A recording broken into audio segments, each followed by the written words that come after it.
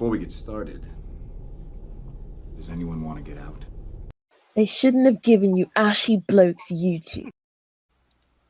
All right, good people. All right, this is I try to do this when art's off. I don't always get a chance to do it, but this is your time. It's open session, so um, let's welcome some people. We only got about 30 people in the house, so not too many. I knew you'd be here. Okay, what's going on, Instant Media? Adric, what's going on? Little Maple Leaf, Alexander, Hurricane Greg, Logic and Reason, Navone, Untimed, what's happening? What's going on, Super Trick? Chica. What's it, Kyle? Kyle, okay. AL, what's happening? Paul, what's going on? Mr. Snazzy, Brian, and Isaiah, and Detroit 313. What's going on, man? What's it like in Michigan, man, with with Kamala up there? Okay, Kamala in the house. I hope she's going back and forth with Anton. She should visit Anton while she's up there. All right, let's go ahead and get it started. Let's get it popping. So this is your time, and I'm trying not to be here all night. So we're going to invite people up, and we'll get it started. Yeah, sometimes. Don't get used to it. Sometimes just don't get used to it. All right, there's the link. And let's see, is anything, the only thing we had earlier to waste some time is, there's Instant Media. What's going on, Instant Media? Man, it's starting to get ugly. How's that, sir? The entire Chicago school board resigned. Get the fuck out of here. Say what? The entire Chicago school board resigned. Get the fuck out. Nah, oh, come on, get the fuck out of here. Get the fuck out of here. They pulling our little BDS. They got. It must be the migrants, man. Well, apparently, Brandon Johnson wanted to get a loan or something from the school board for like $300 million because the city's broke. Okay, all right. You can't make this shit up anymore, man. Okay, all right. Okay, I see the. Hold on. Here's the CBS Chicago. This is getting bizarre, man. This is unreal. This is not this unlike anything I've ever seen in my life. You lived longer. Have you seen anything this crazy? I've never. I told you, man. Interesting times, right? Yeah. I've never seen anything like it. Yeah. I told you. You might not ever see anything like this in your whole entire life. Okay. News we first told you about at 4 o'clock. The entire Chicago school board, all 7 members, are stepping down. Our Sabrina Franza is live at CPS headquarters with what we're learning about the resignations and what it means for Chicago public schools. Sabrina. Joe, Erica, Chicago Public Schools is already set to have an entirely new school board this upcoming January, but this news presents the opportunity for a new school board who can only be appointed by the mayor between now and then. It's a move some are calling an abuse of power by the mayor.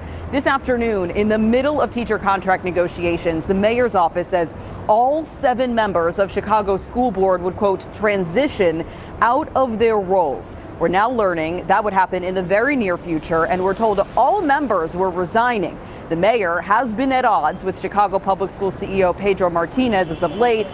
Previously, we reported that the mayor asked Martinez to resign. The mayor later denied that. The Chicago Teachers Union, the powerful labor union of which current mayor Brandon Johnson was a vocal member before assuming office, has been asking for raises for teachers. CPS CEO Pedro Martinez has opposed those raises in part because sources tell us he feels the school system cannot afford it. Now, on Tuesday, the mayor was asked about leadership at CPS. He said this. I'm going to fight for public education in this city. As our brother articulated earlier, in the 90s, it was awful. Sold off all the city assets, sold off everything. didn't pay pensions, privatized our schools, shut down public housing. I was elected to fight for the people of this city. And whoever's in the way of that, get out of it. Wow. Meantime, Okay. voters are about to, for the first time, vote for members of Say what? I just said okay.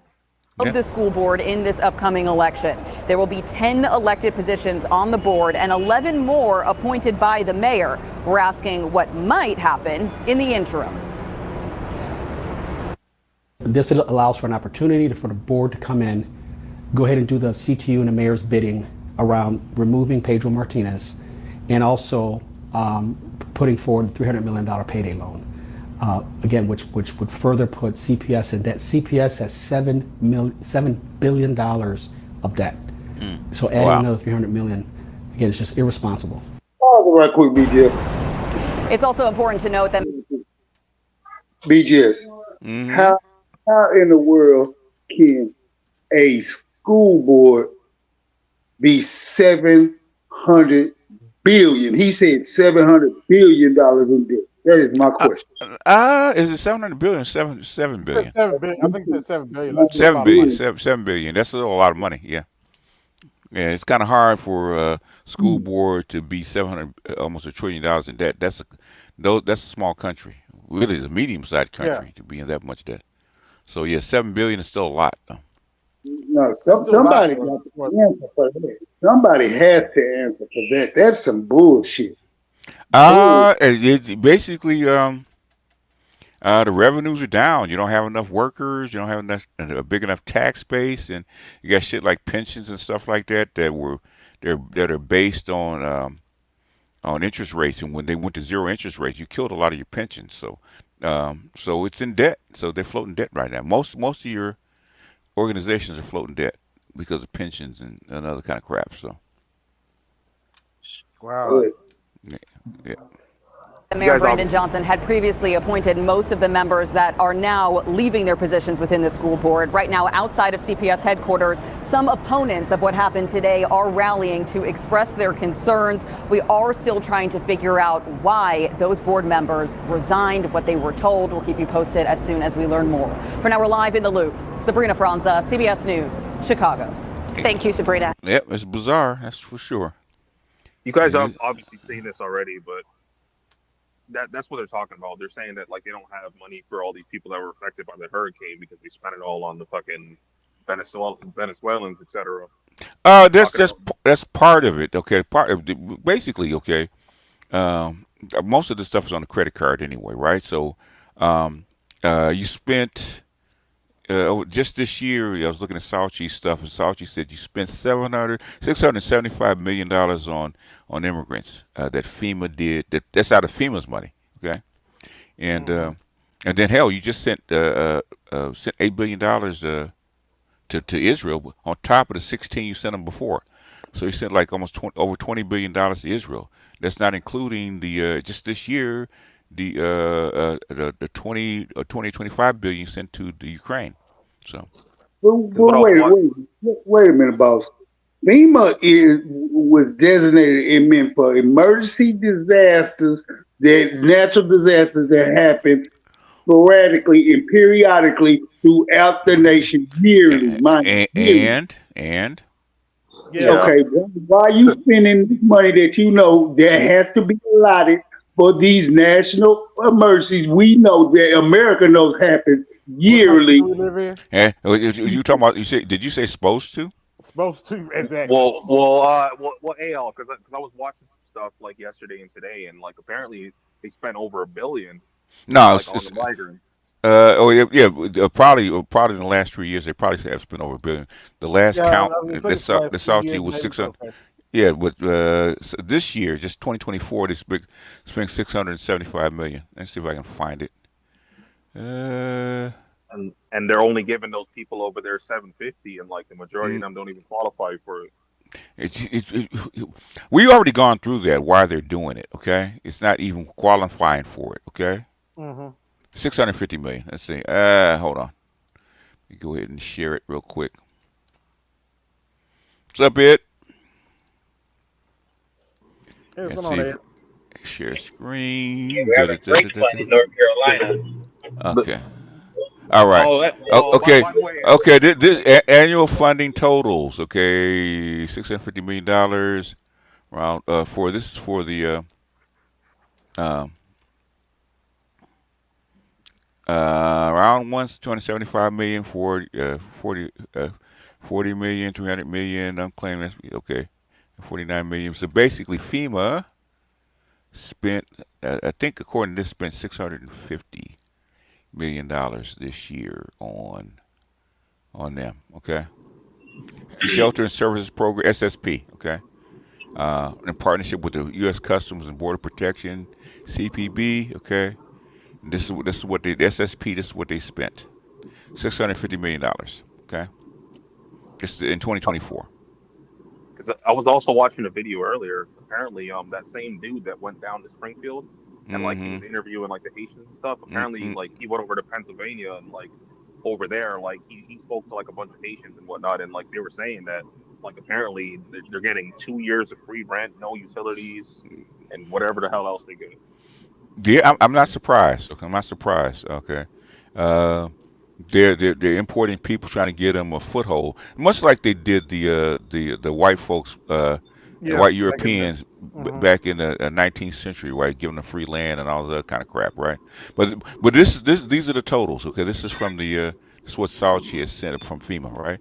So $650 million just this year. So if this is just this year, there's no telling what they spent last year. So it's over $1 billion that they spent on the SSP. But real quick, Ed, I'm assuming you're nowhere near any of this stuff. Like everything's good with you. Oh yeah, I'm fine. Raleigh's great. I have to ask, did Charlotte get hit? Because I got relatives in there. I mean, not really. Okay. I mean, the thing is, most of the areas that got hit really bad are like in between the county Charlotte's and it's like in the northern part. It's a weird part that like normally doesn't get hit. Usually it's the East Coast that gets hit. So they finally got some relief. But Charlotte, if it would have been Charlotte, they'd have been fine. And Charlotte's a big city, so a lot of resources are there. But it's hitting like in a lot of more remote areas. It's not the eastern side of the state. So they don't have the stuff there for where that hit. And, you know, a lot of folks, it's like, for instance, Grizzly is in like lower Georgia and like the rural Georgia. So it's like they can't get stuff there as quickly as it would be if it's other zones. So, you know, like I said, I'm be grateful this is happening now, you know, when you can evaluate, you know, it's not even just about Kamala. It's really the Democratic Party as a whole. This is a party thing, what they're doing, like as far as the leadership. So at the end of the day, in my opinion, like, you know, we always kind of hit Kamala, and but Kamala is trying to audition to be at the top of a machine, and she is like she is a problem, but she is not the problem. The problem is like what the whole the people that control the Democratic Party are on, whether it's the politicians or the operators, the people beyond them, which is donors or whatever. And you would think, especially with North Carolina and quite frankly Georgia, they know hurricanes come through. So they should have been more prepared for this eventuality so they don't even look bad. You know, like it's not even money like that to look like, you know, because you put Kamala in a bad position. Because at the end of the day, she's fucking vice president, you know.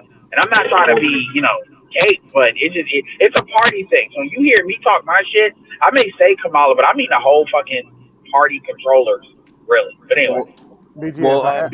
hold on, wait. I gotta ask. I have to ask. Is this their Katrina? Is this their? Yeah, it is. Ouch. I can't. Your mic is low. I said in fact, it's worse because it's over a wider area. Ooh. Yep. Okay. And white people, and even though Katrina was obviously, you know, black people are kind of the face of that, but they tried to make it that white people are the face of that. Then this is in an election season. Yeah. White people. Well, this is probably what I think the closest thing that you can actually compare to this is Hurricane Andrew in Florida, where white people really got hit hard. I'm laughing when you say that because white people till this day talk about Hurricane Andrew and Hurricane Fran. Yeah, but especially Andrew. I think this will probably top Hurricane Andrew as far as They say it's the second deadliest, deficit. right behind Katrina. What's right Yeah, I behind heard it. Katrina? Okay, Yeah. yeah. BGS.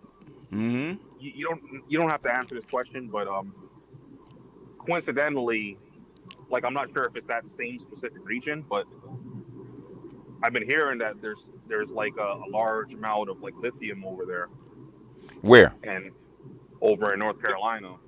Apparently, There there's a large piece of might lithium be over there might if there's a large amount of lithium, then they probably already know it. They're probably already trying to mine it.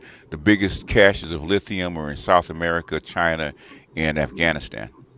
It's like Yeah. people are coming out with, of course, like the conspiracy theories that that's part of the No, reason why no, they're no, they're No, so no, no, no, no, because no, you can't, Hold you on. can't Go ahead. predict. All right. Go ahead. Go ahead. No, that's bullshit because just like they can drill for oil and with shale oil and pollute the land, they can do that in North Carolina. Because I've seen Yeah, videos. and you can't predict a hurricane, Yeah, yeah, and you can't predict, and it's not hitting the whole state. So it just magically, because normally the east coast of the state is what gets messed up. Like it's yeah, every year. It's like I don't even know how y'all keep going back. The western part never really gets messed with because what it does is it curves up into Virginia yeah, every time. So yeah. so they can't predict the weather, Yeah, and when it's gonna affect. I mean, if the lithium was like that in North Carolina, they put people to work. They just sell it as a job program. Right. Wow, Yep. BGF.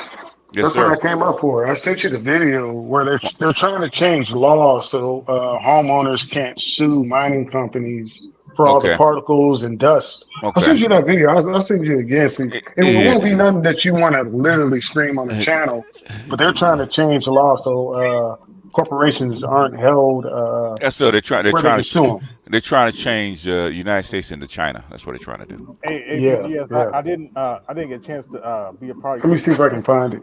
Yeah, I'm sure that's gonna be a tough get. Okay. I Yeah, didn't get because here's the thing though. I want to say this real quick. North Carolina has 2 senators, and you have a veto-proof majority. So if you're a corporation and you believe that, you're putting money to basically get a Republican in there. So this black dude wouldn't be running. Let me tell you that right now. Because because he's too much of an easy target with all the stuff he's been saying, they would get somebody in there that, with that veto proof. You're good, at least from the state's standpoint. So, and I don't think you can just jam shit federally like that. Otherwise, they would have did that already. Yeah. So, People talk about HARP. Okay, think about it, homie. Okay. I want you guys to use your goddamn brains for a second, right? The Democrats and the neocons are trying to hold on to power. Why would they use HARP during an election year? Does that make sense to you? BGS. you know how black people are with I know. conspiracy theories. I know. Hold I on. know. Appreciate you, Miss Delta. I found just got home and got my glass of wine. Okay, got popcorn to go with the wine. I hear Go that. ahead. I hear that. BGS. I know I missed the Patreon stream the other day, but I guess they heard you because apparently they came out with a deal. Who's that? The port strikers. Oh yeah, yeah. I mean, okay. Basically, this is all that basically the Republicans and the Democrats are trying to vie for the unions anyway. Okay, but and the Yeah. thing is, and Trump basically he talked to Trump, and Trump told him secretly, hey, I would go on strike. Okay, because they have to make a deal. Okay, the last thing you want is a 30-day port strike while you're trying to run for president. Okay, that if you want to sink your Ooh, campaign chances, that that's is a the quickest way to do it, disaster. right? Okay, and the Republicans are already going to be on your side anyhow, so that's a lot of pressure. So, It looks like they met him halfway though, because apparently they got offered 50% pay increase, but they refused it because they wanted 75%. But apparently they agreed to 62.5. what that's just union negotiations. That happens all Just the time. negotiation, yeah. And Uh, you ask for more than you're going to get, and you settle someplace in the middle, Right. and that's what happens. That's how you negotiate. Yeah.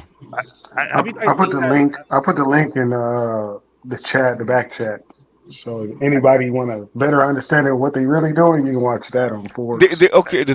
The thing is that Okay, if you're gonna bring in things like mining, you're gonna bring in things like really it's not for even mining. Okay, guess what it's there for? Chips are poisonous. Why you ship chips out in the Mm-hmm. first goddamn place, right? It's because of the toxic dust that it brings up and the pollution that it does, right? So if you change the mining laws, okay, guess what you also change? You loosen up the chip making laws, okay? That's what you're Mm-hmm. really after. You're not really after the Yep. fucking mining, okay? Have you guys seen that video? There was a video of like this. I think he was a white dude, and like he was flying in a helicopter with his son, and apparently like he went to go save somebody over there, Oh, like over okay. in North Carolina. He went to go Uh-huh. save somebody, and like for whatever reason, he ended up Chips don't talking to need like batteries. Need lithium. What do you guys learn your fucking science, man? my Batteries bad, need my bad, lithium. Yeah. my bad. I No, fucked no. it up. Finish it, I fucked it up. Andre, finish. Jesus Christ, chips need lithium. No, batteries Nah, need nah. lithium. And I'm not trying to be dismissive, but like I said, man, this is why I don't even like to talk conspiracy shit Yeah. with black men, because Uh-huh. once you do that, it's about emotion. Like I North know. Carolina, one thing that both parties agree with in this state, they don't play with that damn environmental shit. I mean, remember, this is a state that makes its money off of tobacco. So remember, there's different corporations that get their money out of this state. So like it took them a lot to get the weed going. But that was fine because people finally realized the tobacco wasn't gonna really be affected like that. So they Yeah. finally came off of Yeah. that. But Uh, it did, oh, go Go ahead. ahead. On both sides, poison in the land, poison in the environment is a killer on both sides. Okay, not just a Yeah, Republican or and Democrat, on both corporations, sides. yeah, and Yeah, corporations your that mic is make really money. loud. Oh, okay, my bad. It's distorting pretty bad too. Yeah. But go And Okay, you ahead. see how many unlivable. Go and ahead. corporations that make Mm-hmm. their money off Mm-hmm. of tobacco, off of the land, they are going to lose money. So y'all thinking about it like from the corporation versus the people versus there's other corporations that get their money out of these states in different ways. So are they just going to push them out? Probably not, because this state is very well controlled, very well politically connected, and that's what you got to think about too. So you Yeah, know, it's cheap. It's cheaper to go down and pay Argentinians to to mine lithium than it is to set it up here. Okay. Yes. So them trying to do it here and go through the EPA and then pay all the wages, it's cheaper to go ahead and pay the Argentinians to do it down there. yeah, because you're gonna deal with unions, you're gonna Yeah. deal with And, people. and, You ain't gonna and, get them. Yeah, and what happens when people get sick in the United States is called lawsuits. Okay, it's not gonna yeah, happen. especially if it's white people. Yes. Yep. So if lithium, I mean, the only reason that you would change the EPA laws is not to mine. The reason you would change the EPA laws is because the whole reason that you shipped your whole chip manufacturing segment outside the United States, shipped it to Taiwan and Korea and China, is because it's poisonous. Okay. There's lawsuits still in Silicon Valley that are like 50 years old, right? There's boxes of it. In fact, I was gonna, when I first retired, I was actually gonna move up there just to go to that library where all the boxes are and go through it and actually write a book for the Council of Foreign Relations about why your chip manufacturing segment moved to China in the first place, right? Okay. So the thing is, if you're gonna build one thing that the chip manufacturing needs is water. Okay, so it's hard to build a chip manufacturing plant out in the middle of the desert, that like the one that you built for Intel. Okay, very difficult for TSMC and Intel. So it needs to be someplace near water. The thing is, if it's water, it's going to pollute everything. Now China accepted that because they wanted the technology and they want to put their people to work. So they accepted that 51 or 60% of the water is going to be polluted. They accepted this, and Chinese people have to accept it. The American people are not going to accept that shit. Okay, and you're gonna get lawsuits, tons of lawsuits. Well, BTS, Yes, sir. what I was trying to finish saying was that like this dude was like out there in a helicopter with his son, and like he seen some Mm. people and he tried to help them. It was like a dude and his wife, and he ended up saving the wife, but the husband got left behind because apparently he got threatened by the firefighters he was speaking to for some reason. Apparently told him that he was going to get arrested if he goes back, but like his son was back there for whatever reason. But he Okay. went back and got his son. Okay. All right. Okay. So what happened to him? He went back and got his son. He's still alive?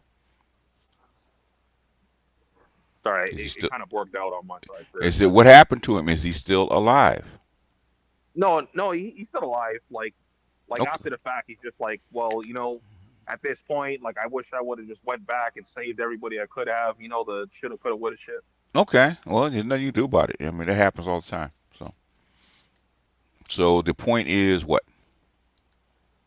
Well, the point that I was trying to make is that it's not only that, because I was also seeing another case of like apparently people were trying to donate like chainsaws because Oh apparently yeah, there's a lot of trees and fallen trees. Yeah, I heard about that. yeah, so they're trying to like help them get rid of it, and apparently like FEMA told them you can't do that.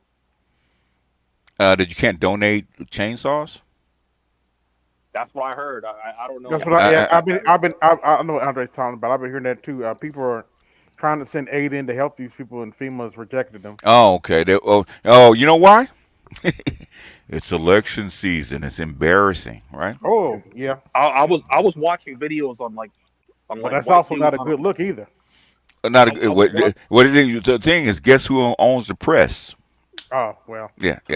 I was watching videos on like of white dudes on horses with like the horse like has all kinds of fucking supplies on it because they're bringing it on horseback because the bridge apparently got destroyed. It's the only way you can actually get it there because there's no roads. Mm-hmm.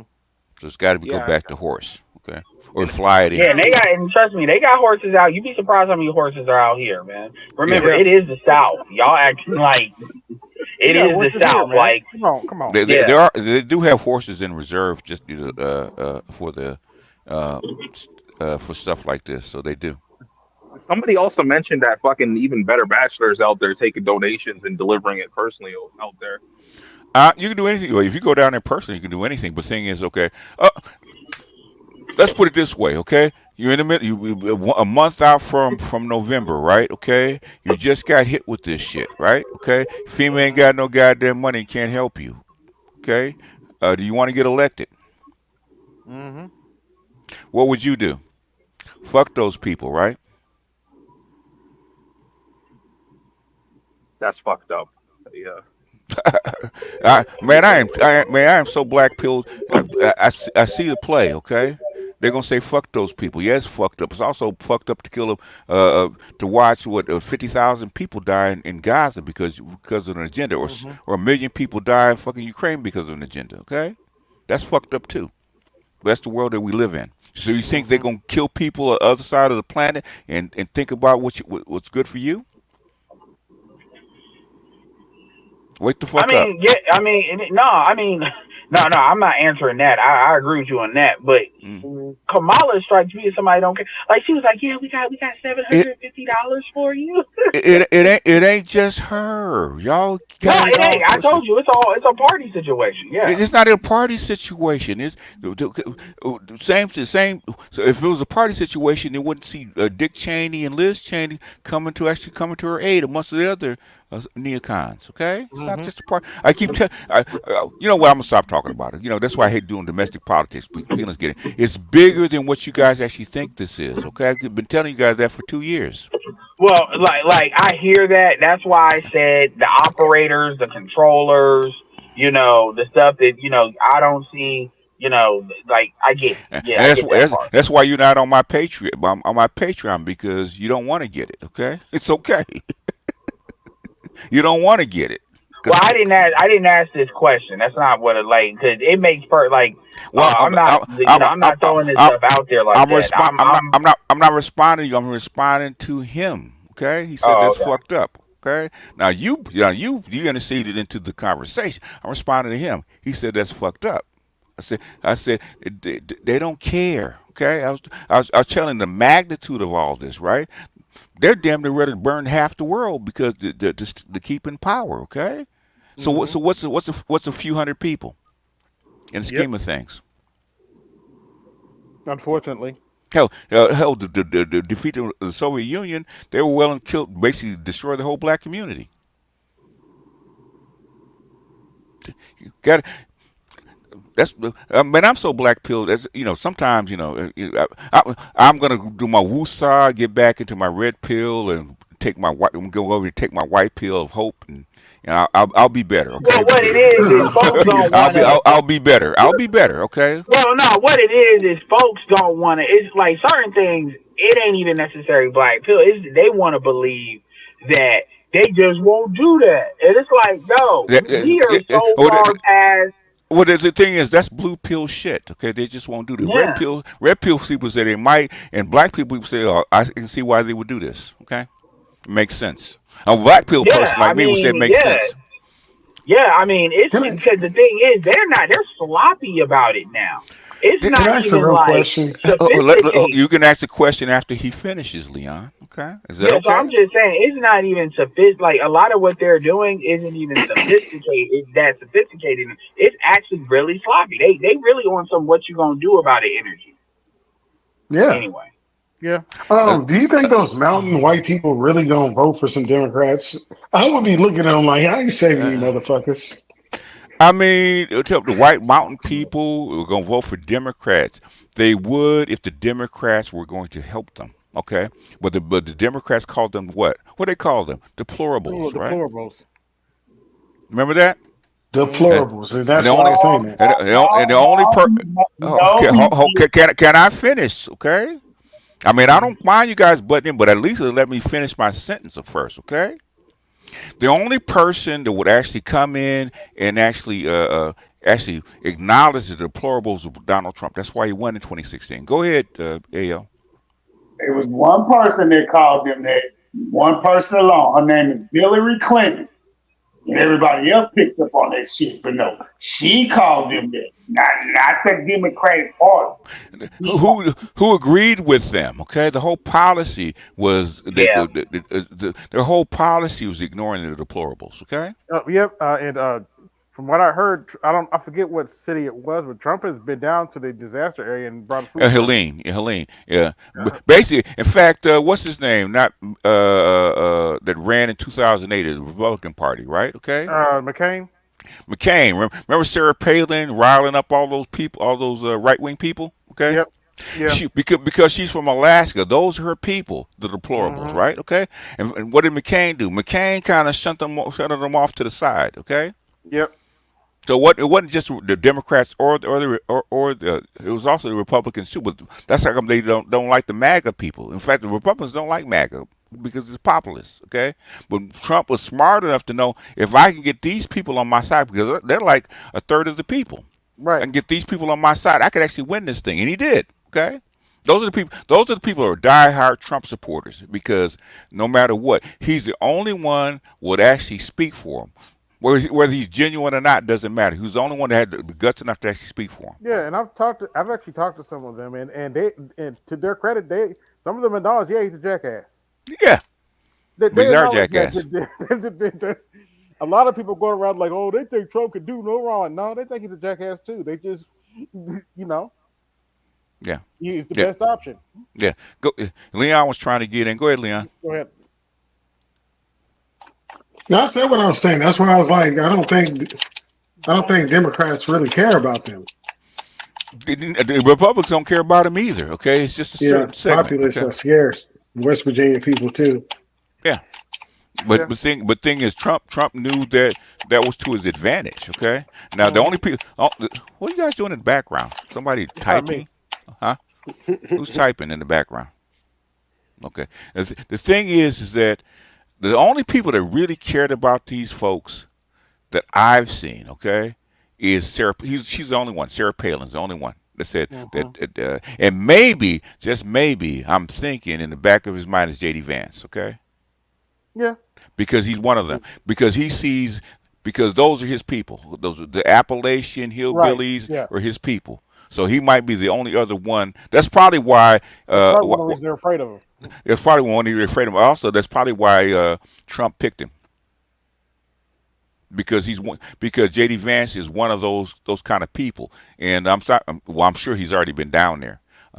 J.D. Vance, I'm sure he has already been down there extensively. Okay, but the thing is, that's how come the hillbilly elegy is so important to the whole MAGA deal is because deplorables, especially now, especially as you're making more deplorables with the migrants coming over, now you have black deplorables, okay? Oh yeah. Because that are homeless and I hungry, said this okay? when Trump picked him that JD Vance would probably secure the Midwest for Trump.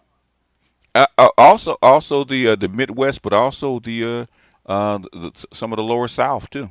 Yeah, but I mean, especially after this, like outside of Miami, most of Florida, okay, Mississippi, Georgia, places like that, okay. Is West Virginia is the South? Yeah, it's still the South, but it's more the East Coast. Okay, West Virginia, places like that, South Carolina, folks, places like that. Okay, It might. West Virginia might as well be. Like, yeah. And then with that VP, because people forget, because I watched the VP performance live. I was in your chat, but I wasn't listening too much to what you were saying. You know, meetings and stuff. But it was good chat. The thing is, and I know AB you covered it too. Yeah, the thing is, that was like a coming out party for JD Vance. That was probably the most widest. People got to see him, see how he operates, how he acts, and I think he did a good job. I mean, my thing is, I kind of empathize with Walls a little bit because, again, you was right about that bubble wrap thing, number one. Number two, Vance was just having a prolonged assault on him, like constantly throughout the thing. He was probing him the whole time, and for the most part, Walls was able to not fall apart, given that he's got to like account for an administration he ain't been in on somebody who's really low key incompetent, and with a situation where he hasn't been really well practiced on these questions because the media and all of them. That's the bubble wrap thing too, and it ain't like he's on that stage like that. Versus you're dealing with a legislator that Vance was doing just a higher version of what he does anyway. He was just like Walls was in that chair that day. Yeah, and actually, I do agree with what you said earlier, BGS. That if that had been Mike Pence, it probably would have been It probably would have been just a total wash. Yeah. Because they're Walsh is a typical vice president. Okay, he really is. Perfect. Nothing wrong with it. So one time. Go ahead. Say what? I said perfect for the job. Yeah. You can't have you couldn't have a JD Vance being Kamala's VP. Okay, because he's so much better than she is. No. Why is that, man? Let me. This is my time. This is a good time for me to slide in. Go ahead. Democratic and Republican women. Why are they labeling him? Anybody can answer, of course. Why are they labeling him a misogynist? I haven't heard any misogynist talking points. All I've heard is facts, and he can produce evidence. The same reason you label Trump as a fascist, okay? Yeah. Yeah, I mean, they like. I will say this though. It's something. First of all, let me say this first. Number one, as somebody that this is the first time you've seen a millennial on that kind of stage like that, even like little quirks that he did. And look, man, I'm not a Republican, but shit like when he was looking at the camera, like damn near breaking the fourth. That is some millennial shit what he did. And I saw that on TikTok. A lot of people exactly what he was doing when he was doing it, and what he was communicating with that. And I was like, yo. Anyway, what do you mean by breaking the fourth wall? In other words, talking directly to the audience. That's breaking the fourth wall. What he was doing. So when Walls was, that is what it means, but that's not what I mean, and that's my fault for not articulating it right. That's what it means. You talk in other words. The reason, and I'm about to re-say it in a way to kind of bridge that gap into what I mean. No, I admitted it. I took accountability. Right. So what he was doing was it wasn't when he was talking. It was when Walls was talking, and then he'd look at the camera when Walls said something like. And he did it like about 3 or 4 times, and it was like a key point to what he would say. He was like, he turned his head and have his eyebrow like. Okay, hey, wait, Kelly Ray. Now you don't trust Vance, but you trust Kamala Harris that's been supported by guess who? Dick Cheney. Dick Cheney, yeah. Those are the two people. Dick Cheney. I never wanted. Hold on a second. Kelly Ray. You basically Kamala Harris is actually supported by Soros, which is a billionaire. Okay. Yep. And the freaking neocons, Hillary Clinton and Cheney, okay? But you don't trust him, okay? Really? She doesn't know about all of that, BGS. That's why. That's why I'm teaching her, sir. Okay. Unless you want to be in the chair instead of her.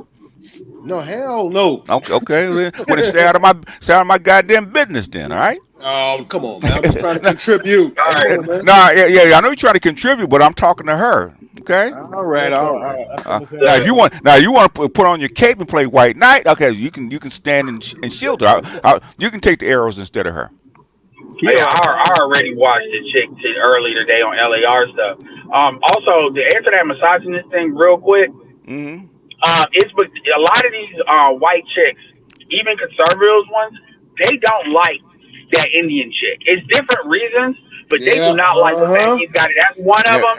The other one is they're getting a battery in their back to go after Vance, because I've seen. It's like not even I thought Dana Bass was bad. No, it's some of the ways they be interviewing him, like before he was have to be VP. They be wilding out these interviewers and these reporters. So, but that's one of the main things with white women in particular. They don't like his wife. His wife is too successful. It makes them look bad, and she's too dark. Okay. It bothers them. And then the stuff that he says about being cat ladies and stuff, on top of that bothers them in a really deep way. What's the guy that played in Get Gladiator? What's his name? Russell Crowe. Well, he's a knockoff Russell Crowe, and white women want him. Okay. Yeah, pretty much. That's all. Yeah, and you having a dark wife like that. Oh yeah. You know, it bothers, and then the fact that she's not just, you can't play this. She's low-key smarter than him, and that's saying something. And she's very successful in her own right. She stays in her lane, but in her arena, she's a litigator. They was trying to say Kamala was. Andre, stop starting fights in my chat, please. Okay.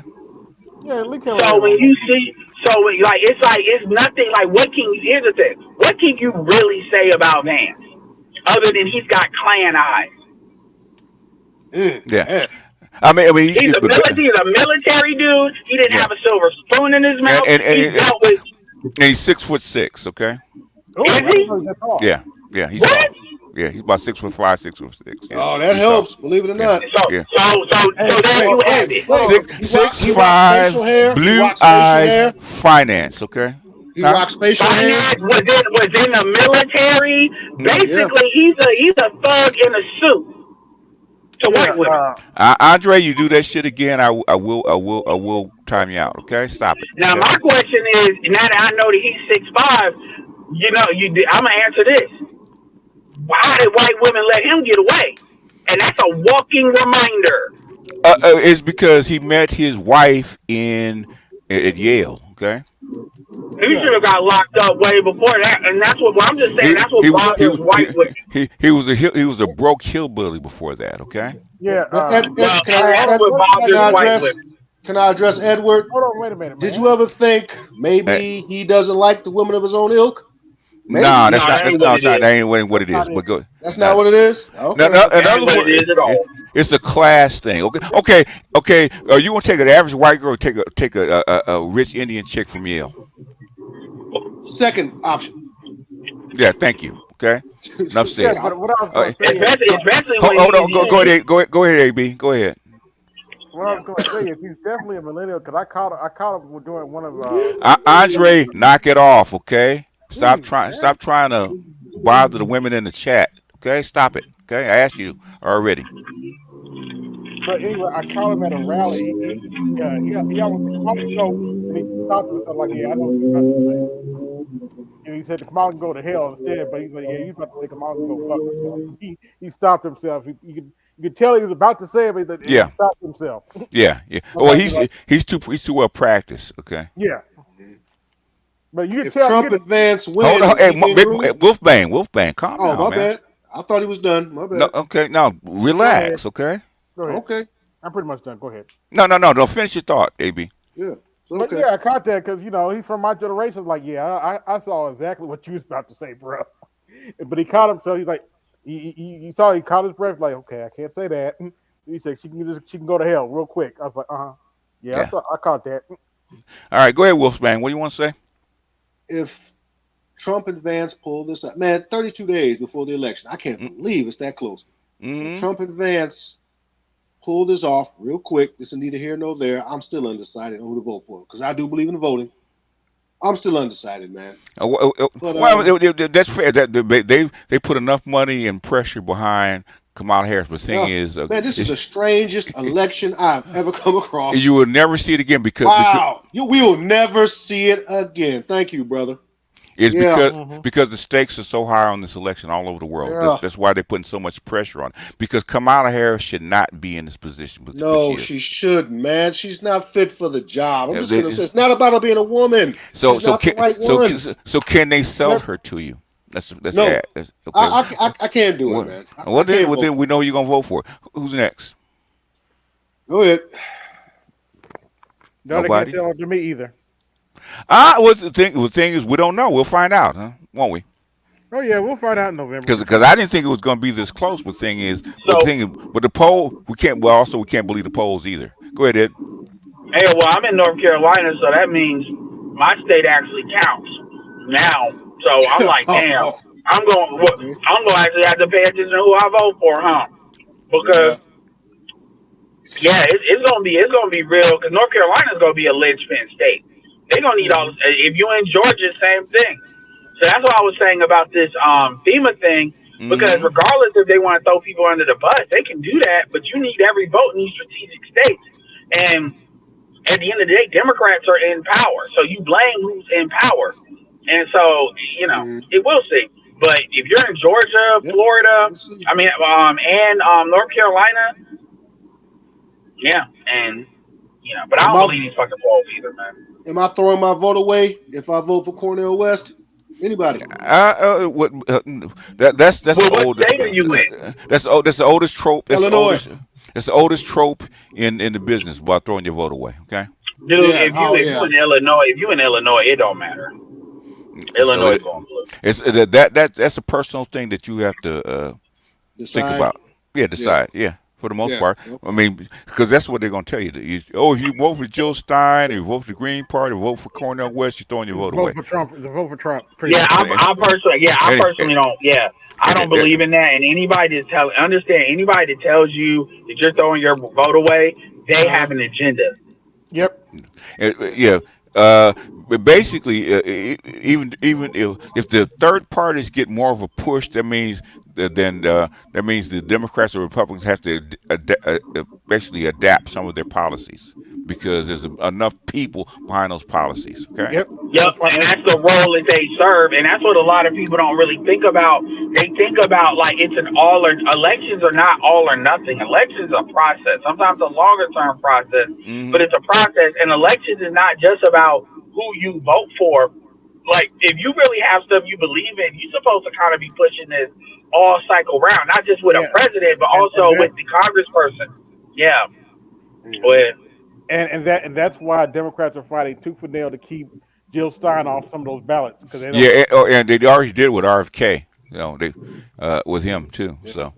Well, the funny thing is, RFK was fighting to get on the ballot. He got on a lot of the ballots he fought for. Then he was fighting to get off the ballots once he realized he was hurting Trump. And North Carolina took him off, but a lot of states did it because they was like, "Oh, he's hurting Trump." So that's how you know they're doing this on purpose. In other words, they had so much legal action to try to keep him off the ballot. He just said, "Forget it. I'll throw my weight behind Trump as revenge." Same thing with Tulsi Gabbard.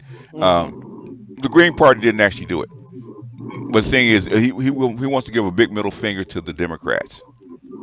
And you know what was interesting? I was watching a clip on CNN on TikTok, right, BGS, and you know that white dude. It's like that white dude is kind of wide. You having white suits on it. He'd be the main Republican if you on there. Now, and he was saying something about abortion. And a straight up black woman said, "Oh, you all want to do this with our bodies and blah, blah, blah, blah." And then he made this slick comment saying, somebody's got to speak for these dead babies. And he wasn't his body language wasn't crazy or anything. He just said it. The level at which she rolled her eye on camera I'm Okay. like, do you understand how bad that looks for Mm-hmm. him to be saying somebody's got to speak for dead babies, and Okay. you just have so little of a fuck to give? Do you Yeah. understand how that makes you and other black women look as a Uh, representative? He's a straight up black woman, not no. it can't be any worse than they already look. Okay. Yeah, pretty That's much. true.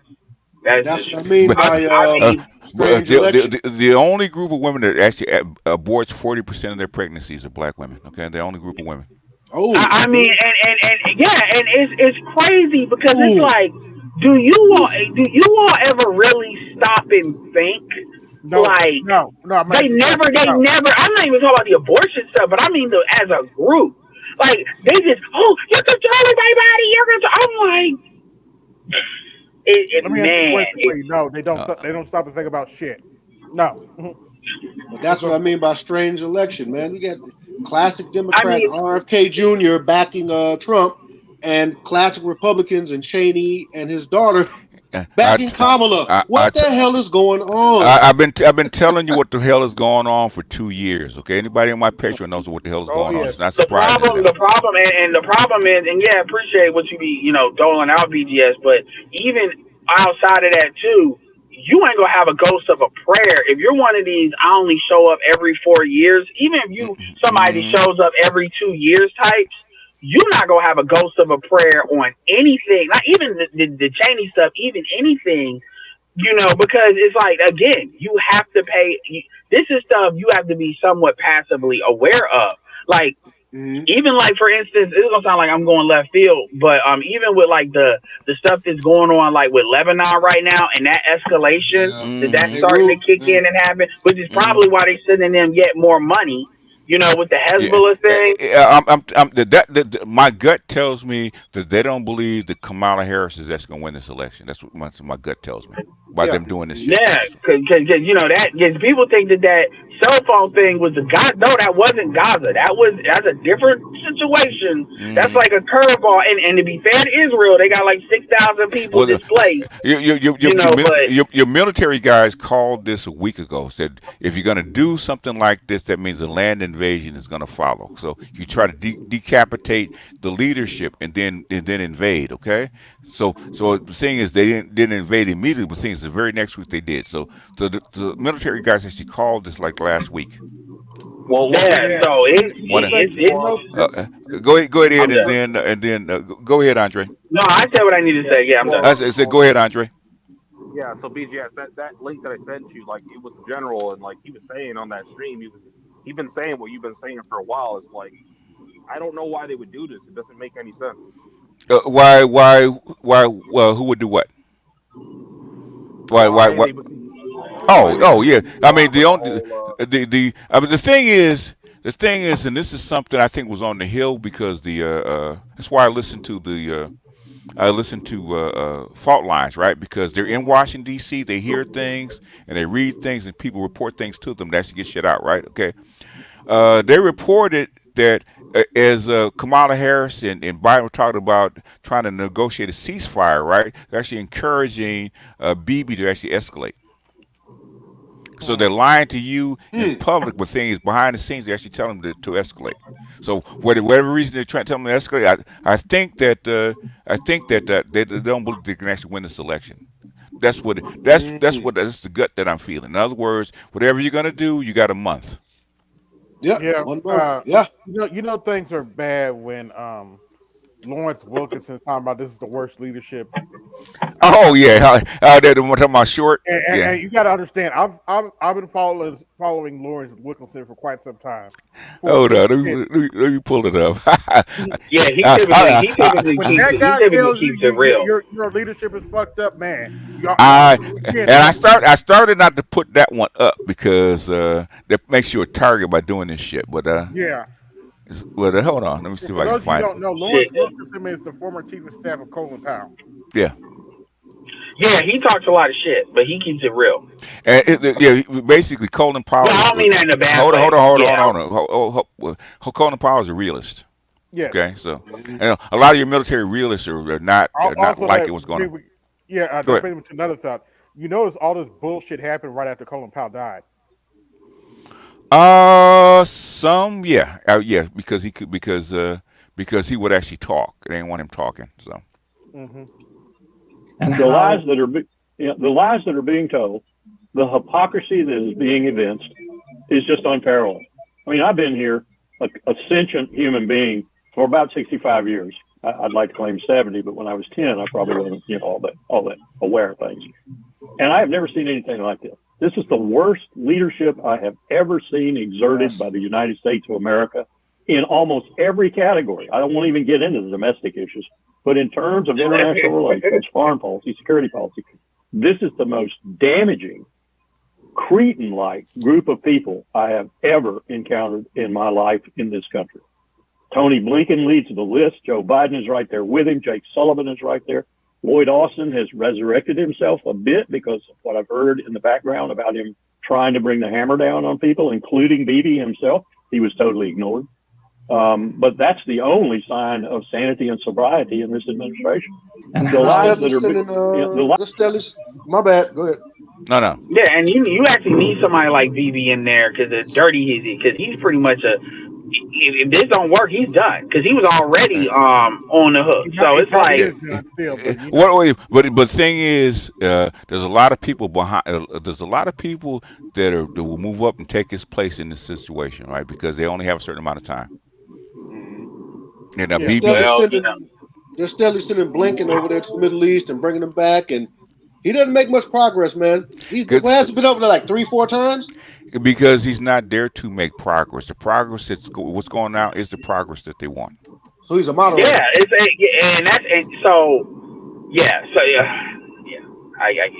I look. I'm still a civilian, but even sometimes I say civilians. Because like I said, they're sloppy, man. You know how if somebody runs some good game on you and they get you, and you still mad, but you at least somebody respected enough to give you a sophisticated, gotcha, because clearly that's an acknowledgement you're not stupid. They think y'all retarded. That's how they are. Like I'm not saying you would know people should know exactly what's going on. I'm not saying that at all. But what I am saying is the way they're messing up, know this ain't normal. Like what Bang was saying, to be fair. This ain't normal. And I don't even see enough people like where Wolf Bane is.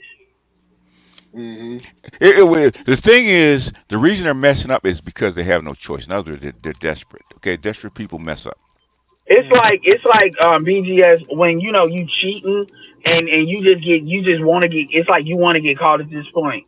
Cause there's no way, you ain't this dumb. In other words, basically, you're cheating. You pull out a gun, okay? Yeah. I'm taking the money.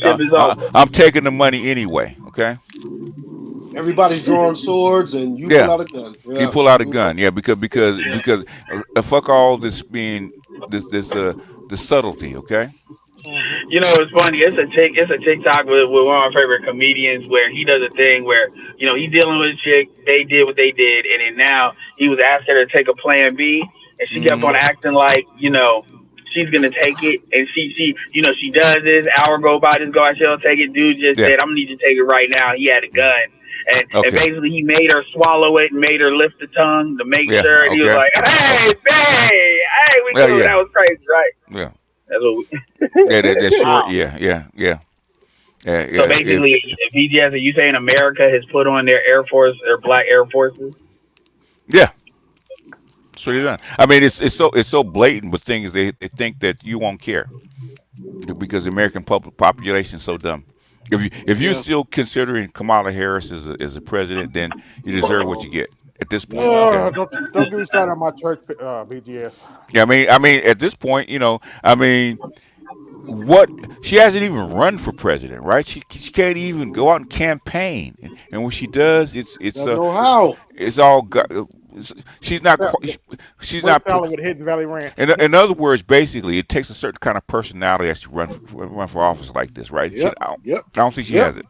I agree. No, she don't. Like it's crazy because, and here's the thing: if you don't have stuff to compare, because it's like her, Biden, it's like but if you see, and granted, most people don't watch the VP debate, but if you see clips and you decide to watch like even 8 minutes of that VP debate, That should be enough. Even with walls there, that should be enough to wake you up. Because say what you want to about walls, like Kamala wouldn't be able to deal with that. Like that question, like even that question they asked him about the Tiananmen Square, he basically did. You know, I be bullshitting sometimes. I like to get high, but basically he talked his way through it. It was word salad, but he put words together. Kamala probably would have stopped talking. She would have just started laughing. No, I don't believe. Yeah, Hold right. on, See the giggles. wait. Hold on, wait a minute.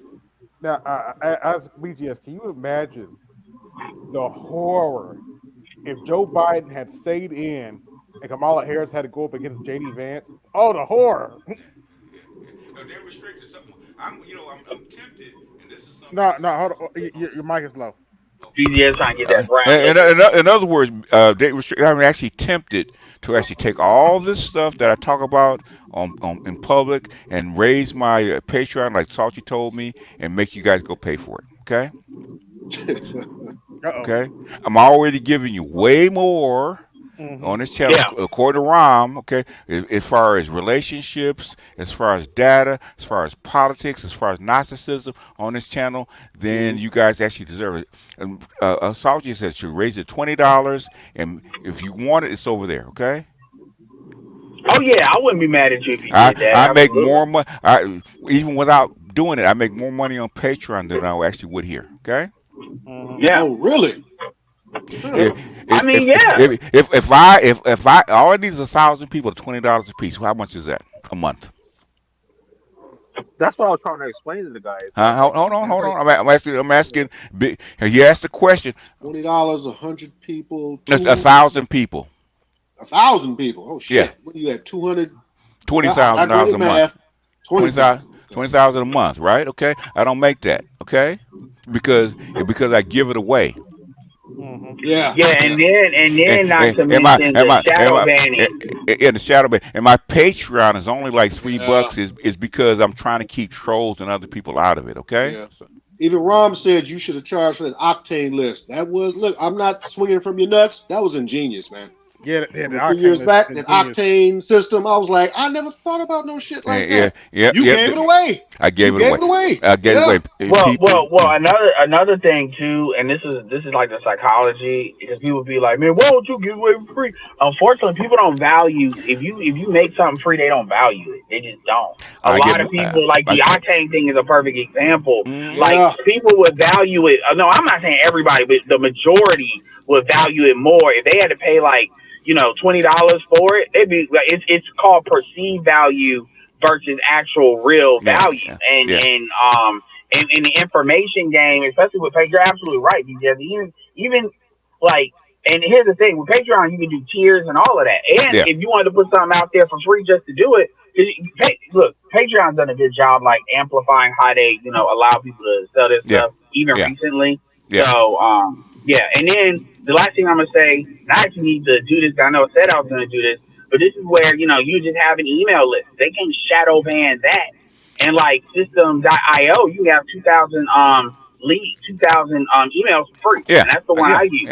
Like before they even start charging you, you get 2,000. So I can actually do a blog on Substack and make money. Okay, if I really want to do the things people complain about what I'm talking about here. Okay, I'm giving you what I can give you. Okay.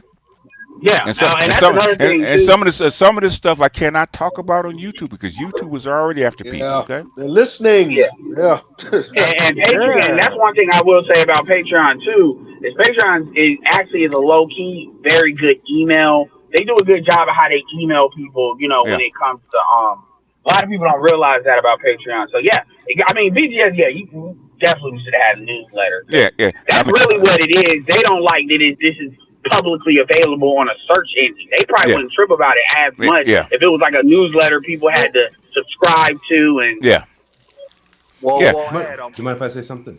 Go ahead, Jules. Go ahead, Josie. Yeah, so I'd say BGS is one of the best open source intelligence analysts that you're going to meet, and he gives away a ton of information for essentially pennies on the dollar, right? Like there's a bunch of information he gets all the time, right? From news sources, videos, audio.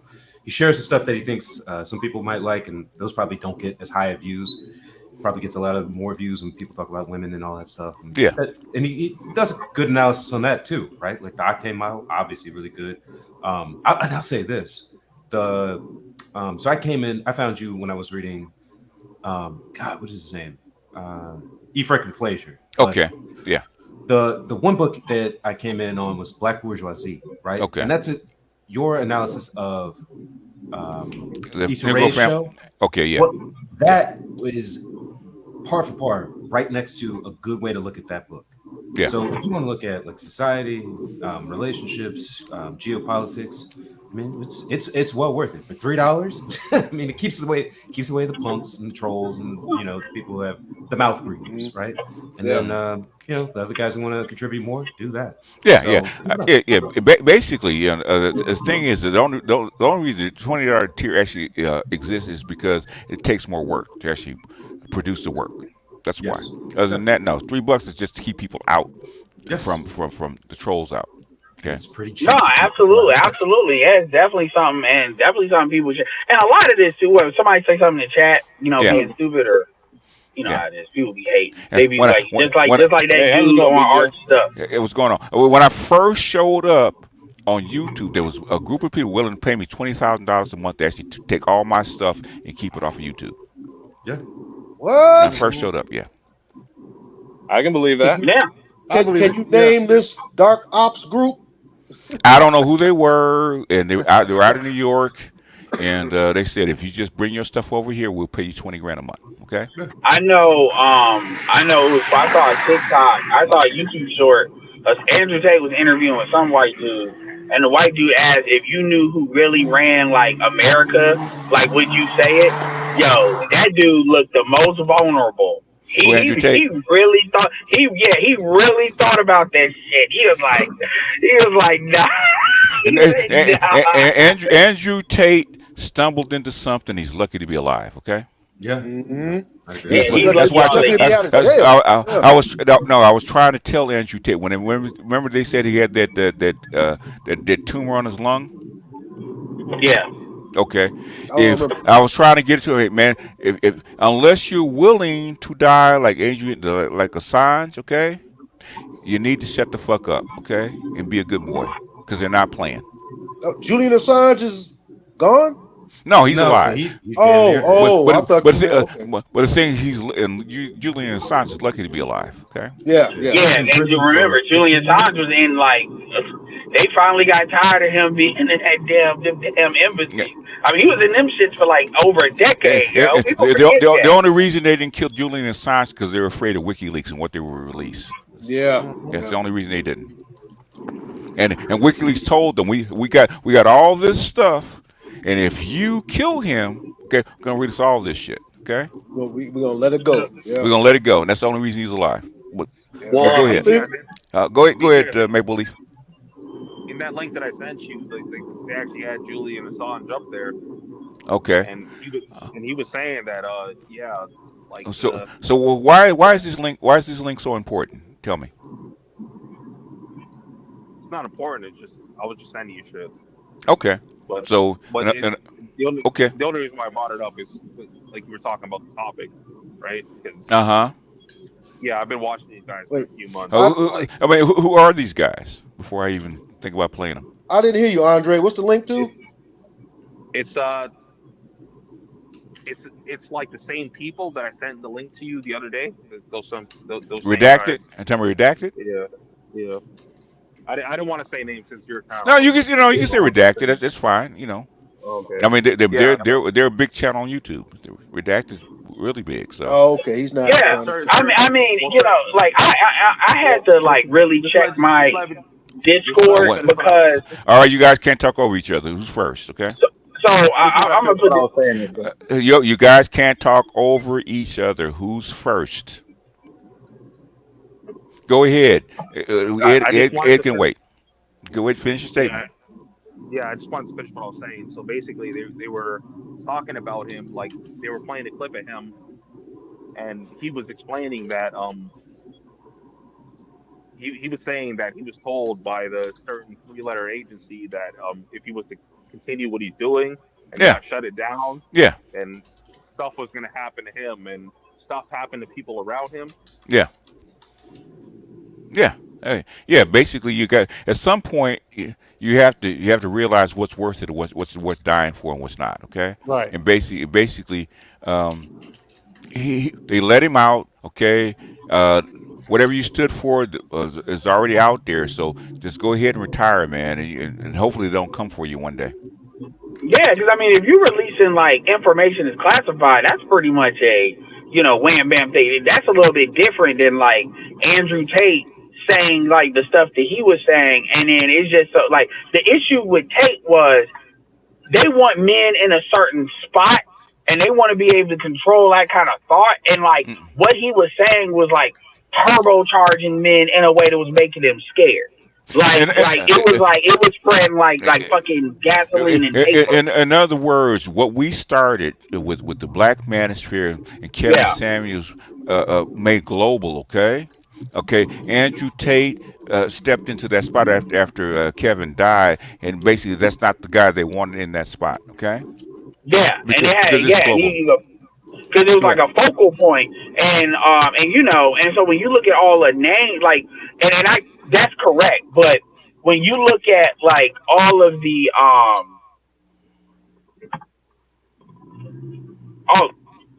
you all right? You all right? No, man, no.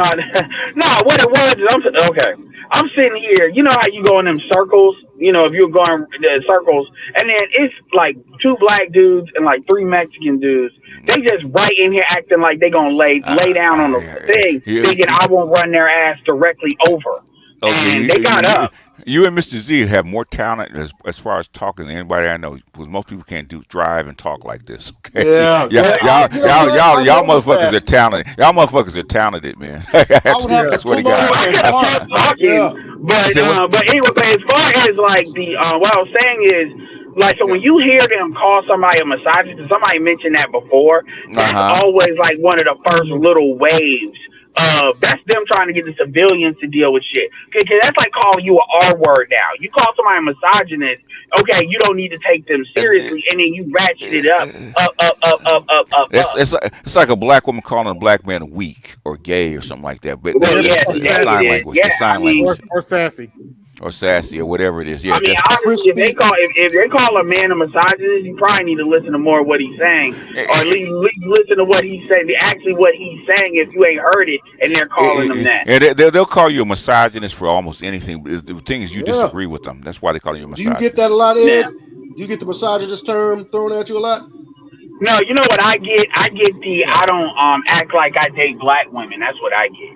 Yeah. And that's kind of like the light version of that, because that's like that's what I get. I usually don't get massage, but then again, I usually I keep cards to my chest. I know that's hard to believe, but I don't be just look. Rule number 1 of the red pill is you don't talk about the red pill, but a lot of y'all break that damn rule. Yeah, I've been guilty. Y'all be wanting to talk to y'all girlfriends about this shit and let them listen, and then you get like I've had people send emails talking about my girlfriend listening to you and basically broke up with me, and I'm like, dude, I told you never let these motherfuckers listen to me. I told y'all that. Why do you think why do you think I share other people? Why do you think I share other people for you all to listen to? That because they can say it in a way that's not going to trigger folks. Man, I got people to listen to me while they at work, and people be like, y'all risky. Don't blame me, man. Yeah, I heard your latest compassionate and callous because he has a short channel, a YouTube short channel. I heard your latest one. That's his stuff. Man, woo, man, I heard that you outright said, "F black women. I can do what I want to do." No, what I basically said, what I said with that is when I can't stand when people, you know how they make you have to say, well, why do you hate black women? And that's like you gotta prove you don't hate black women. Yeah. That shit pisses me off. So I'm like, you know what? Fuck y'all when y'all say that. Now what? Basically, when they default to the whole calling you a misogynist or calling you or GAY or anything like that, it's basically their way of saying that they admit defeat in the argument because they don't have a solid way of refuting whatever in the world it is that you're saying to them that's rooted in facts, data, it's called statistics, deflection. Yeah, all that, the beautiful deflection, the beautiful signal language, and all that good stuff. So we all know. That sounds like a great YouTube channel. Beautiful deflection. I might make that a short channel. Okay. All right. Yeah, I might simply make put, that a yeah, short that's channel to go basically what ahead. it is. They Who was can't that? win Who that said that? argument, Who was that speaking right now? winning the argument. We already know when it comes to speaking to Oh, I folks see. like that, that's really the only thing that matters is winning the argument, getting the last word, and Yep. whether it's Yep. there's an old proverb: the moment you have to resort to nonsense like that is the moment that you've literally signaled that you're the loser. So on some Black stuff less serious. black women don't lose. Okay, Oh, they'll turn over the table first. Okay. Fuck your Oh yeah, stats. yeah. Well, take a look at the way that the public, of course, is starting to understand just our point of view now that it's starting to become a lot more mainstream than ever. Oh, that's their fault. Because black men cannot afford to ignore it anymore. Okay. Yep. Exactly. Yeah, now they're not starting to win as much as often as they like to think they're winning. The thing is, at some point, the money is going to dry up, and money lubricates a lot of things. Men can't afford to simp anymore. Okay. Yeah. Yeah. Exactly. So I mean, so speaking of simping, what do you? Well, it's not simping, but BGS. What do you think about Caitlin Clark winning Rookie of the Year, man? They you know, she's supposed to win it. Who's better? Yeah, they acting like they not seasoned as much as I thought they would be. But They're not seeing it. The black women ain't wilding out as much as I thought they would be. But it's because it's obvious. I mean, it's obvious. I mean, basically, she led the league in assists as a rookie. Okay, and she was like she's like 6th in scoring, led the league in assists, and she took a team that hadn't been to the playoffs in 8 years to the playoffs. Okay, Where is she? L.A., Houston? Where is she? She's in no, Indiana. She's in Indiana.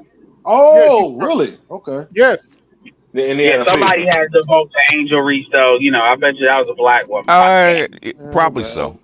The Chicago Sky were trying to lead their offense through her, and she's a forward. That doesn't work, man. That doesn't work. Basically, that for a few games they tried that, and then Teresa Witherspoon was smart enough to say, "Okay, give the ball to Kennedy Carter." Okay, give the ball to Carter. Yeah, Snowman told me all about it. One time. Good. I got smart enough to not get fired. Well, she wasn't quite as smart. But Kennedy Carter got hurt, so that's probably screwed up her thing. She made the playoffs. Go ahead. Is the next coach going to teach Angel Reese how to play basketball? No shit. What they should do if they're smart is send her down to Elijah Wan's camp and actually teach her how to play. Go to a developer league because if I was shooting that bad, man, I would bitch myself. That's crazy. That should have been corrected when she was young and never got corrected. So, but that's a women's game, okay? Yeah. But they so didn't want that white girl to actually win anything, so they try to prop her up. But I saw a difference between them by the way they practice. I said, okay, there's no way this Angel Reese is gonna be better than this girl. It's impossible. Yeah. And all she's going, and you already see it. All she's going, like the thing that what she's at risk at doing is just crashing out and just leaning on social media. Which that will work for Angel Reese. She's not gonna crash out because she's making money, so she's not gonna crash out. It's gonna fuck up her money if she does. Yeah, because her money, because like going on the social media, she needs to play basketball. Like, like that's what gives her that legitimacy, and the social media amplifies it. Because even if she went on, like Sha'Carri Richardson had to learn that shit.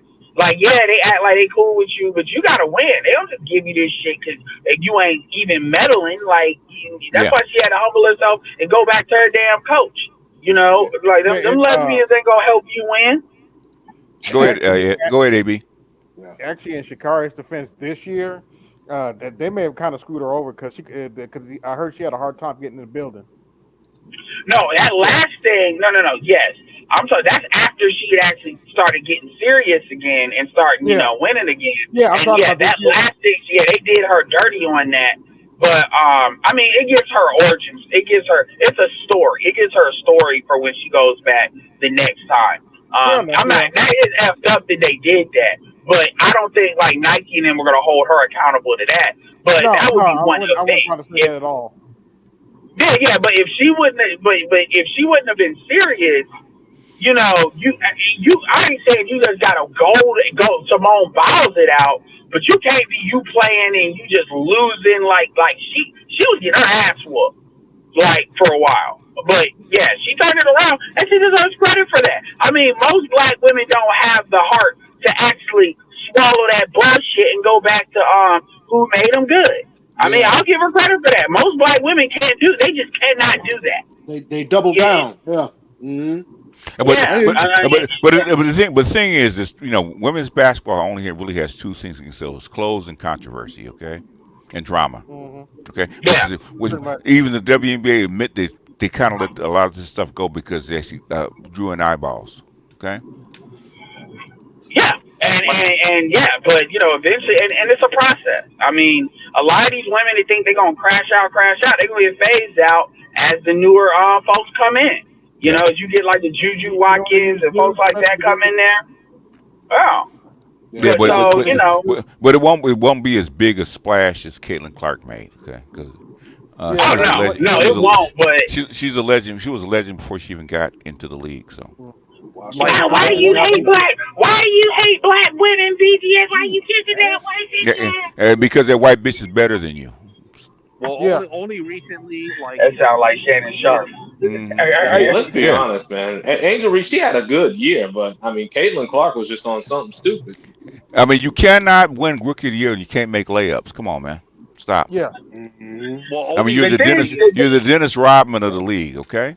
The sky didn't make the playoffs. The thing about what black women don't understand, and this was explained to me, and by some shout out to this brother. You know, he be refereeing like high school basketball for them bitches too. And he said it. He said the thing is, black men, you gotta beat them. But yeah, black men want to support the black people, but we're not about to sit here and then this chick is like head above y'all as a rookie. Yeah. And then y'all just ganging up on this chick like that. Like that goes against a certain code. And then look at how black men operate when there's a white dude, when it's Jokic. I mean, yeah, Kobe. Here's the thing: Steve Nash got one of Kobe's championship at Dirk Nowitzki, but at the end of the day, to say they just didn't earn it at all. Women just don't understand that because they're looking for different stuff. And plus, the league did a bad job because they could have stopped this shit when it first got started, but they didn't because it drew eyeballs in. Because women like drama. And so this thing about one thing black women gotta understand is, look, we all came from the same experience, even though black men went through more. But this shit where you think y'all can just bully other people. Like, so how you, Angel Reese, and other people, y'all, Show Soup said this too, they all went back to these racist whites. But these racist whites got amplified by you bullying somebody that looks like them. And the league should have shut it down. They could have shut that shit down. It brought viewers. One time, huh? So what? It brought viewers. I mean, everybody knew full well what was going on, but at the same time, it brought the WNBA something they're not used to. And the WNBA, we were saying that from the very beginning. The WNBA should shut this shit down, okay? Especially getting more more NBA fans coming in and actually view this shit. This shit don't go on in the NBA like that, okay? Yeah. Well, if it does, there's one time. So what? Yeah. Even the Pistons didn't play like this, okay? Yeah, so and it wasn't just like it was one team. The Pistons were one team. It wasn't just like one team. It was and what he was saying is black women will do this shit in high school too. But here's the difference: the white females know how to get you within the realm of the rules, so they'll do that passive aggressive shit, like that fake shit, kind of like with LeBron flops and stuff like that. You know, they'll do that, and then black women get mad. But when you got a whole league of bitches, and it looks like, or black women, it looks like y'all coming at like certain folks. I don't understand how you thought y'all was gonna win that at the end of the day. And then you think somebody gonna care about you crying? It's like a bully crying. Nobody's gonna mess with that. Then y'all black, and it's like it's because they've gotten away with this crap for so long because nobody noticed, right? But now you want all these eyeballs. Now everybody notices. Now they want the shit to go back to the way it was. Now they got a few characters to bring it out. Go ahead, hold on, Ed. Yeah, all right. No, I agree with you. I'm saying now they got a few characters to bring it out. Caitlin Clark is an unwilling participant. Angel Reese is a willing participant, in my opinion. Yeah, the only way she's gonna make money is connect herself to Caitlin Clark. Okay. Well, Yeah, and real quick, because you let me go. I'm gonna shut up. What I'll look it up later. Well, how did Dwight Howard cook Angel Reese? I saw it on YouTube earlier, but I didn't go to it. I don't know, man. I don't know. I don't know either. I mean, I keep up with all the I don't drama. know. Okay. The NBA players, Dwight Howard the NBA really players is are not not one with to this talk. shit. The NBA players are not with this shit. Go ahead. Hold on. Go ahead, Andre. Yes, sir. Yeah, BGS. I think it's really funny because when dudes in the Black Manosphere was talking about fucking Caitlin Clark, and everybody was like, "Why are you talking about her?" and all that kind of shit. Like now, I'm starting to see all these like right-wing Republican channels with like millions of subscribers on YouTube, like starting to talk about it. Yeah. Okay. Yeah. Because when y'all was talking about it, like, why are you guys talking about this shit? In other words, guess because it draws eyeballs, and eyeballs equals what, Andre? Money. Okay. Yeah, I was trying to get Snowman on. Snowman had other stuff to do. I was trying to get him on the train because they're making money off of Caitlin Clark. Go ahead. Oh yeah. Yeah, and the thing is that like it wasn't like everybody was talking about it like that. I wasn't even talking about it like that. But the thing about it is, number one is racial dynamics. That's number one. Number two, black women are upset at black men because in their eyes they think we are not protecting them. And it's like you all have to have a certain awareness of where you are. First of all, you're not going to be protected if you're bullying some white chick. And then we're not supposed to protect you against the backlash. You cannot be, I'm grown, I do what I want. Yeah. In other words, black women have said that all the time. In other words, well, I'm fucking up and doing what I want to do. You're supposed to come in and have my back over this shit. Okay. Yeah, and I'm glad the NBA players are low key steady because a lot of them NBA players too. Y'all do all this bitching about y'all don't get these eyeballs, y'all don't get this attention, and now they're calling balls and strikes. Which, by the way, they have to do. They have to be fair. They like this thing where I want y'all to do what the white people do.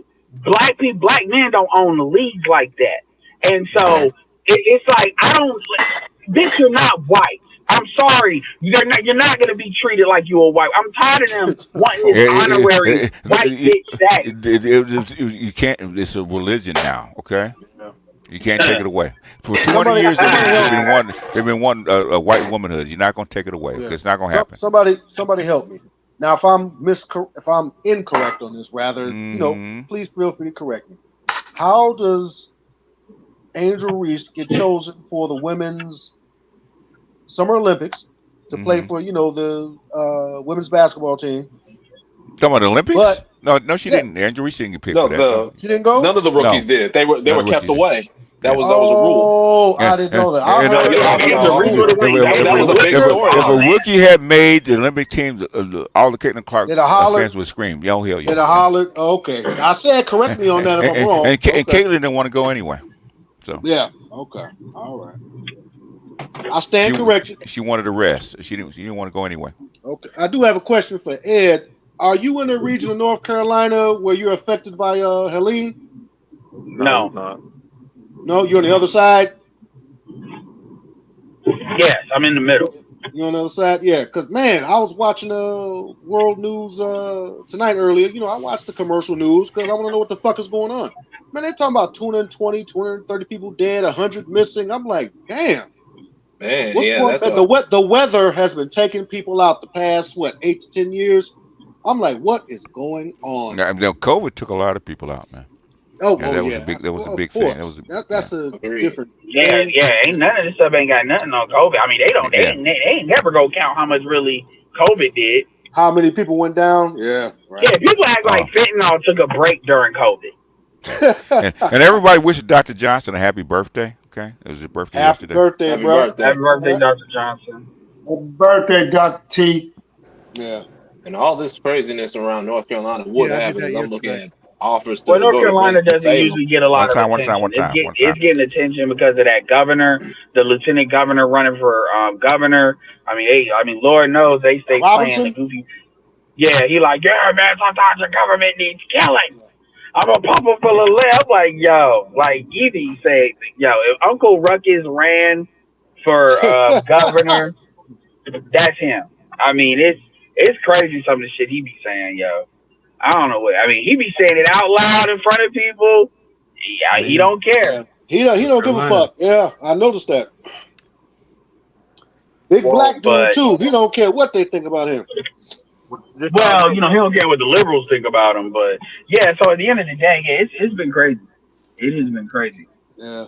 But just real quick. Since Go ahead. My mic is lower. Yeah, happy birthday, Dr. T. I didn't even know that he was doing a stream the other day on Patreon. I don't know. I think it's supposed to be Saturday. I think he's doing the Saturday. stream on Saturday tomorrow. He's doing a film review. Yeah, what's he doing? I seen that he's doing Alien Romulus. I watched Yeah. it already. Yeah. Oh yeah, I saw that.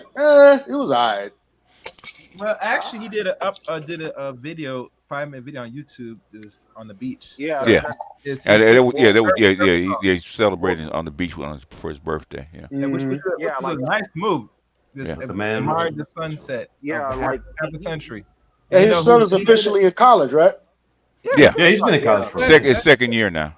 Oh, okay, Yeah, my like- man. All right. So, I'm a big old dropout, so props to him. Okay. Go ahead, Andre. He did a birthday video, but I think you reposted this, BGS.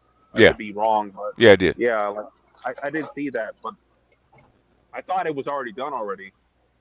But It's been out. Yo, speaking of that, why is everybody saying the Joker 2 is trash? I don't know. I'm saying that. Is it? I've been Is hearing it? that. Yeah. Apparently, no, I'll it tell you dropped why. Because 8% Lady on Rotten Gaga Tomatoes. is in it. That's why. no, Okay. no, Lady Gaga didn't ruin the movie, bro. Like Oh, no? Joker 2. They made Joker 2 a musical. That's the problem. Oh, did they? Oh. I didn't know that. Oh, they really capitalized on that whole You rock and roll motherfuckers ain't scene learned there. jack shit from The Color Purple when they just tried to do this shit.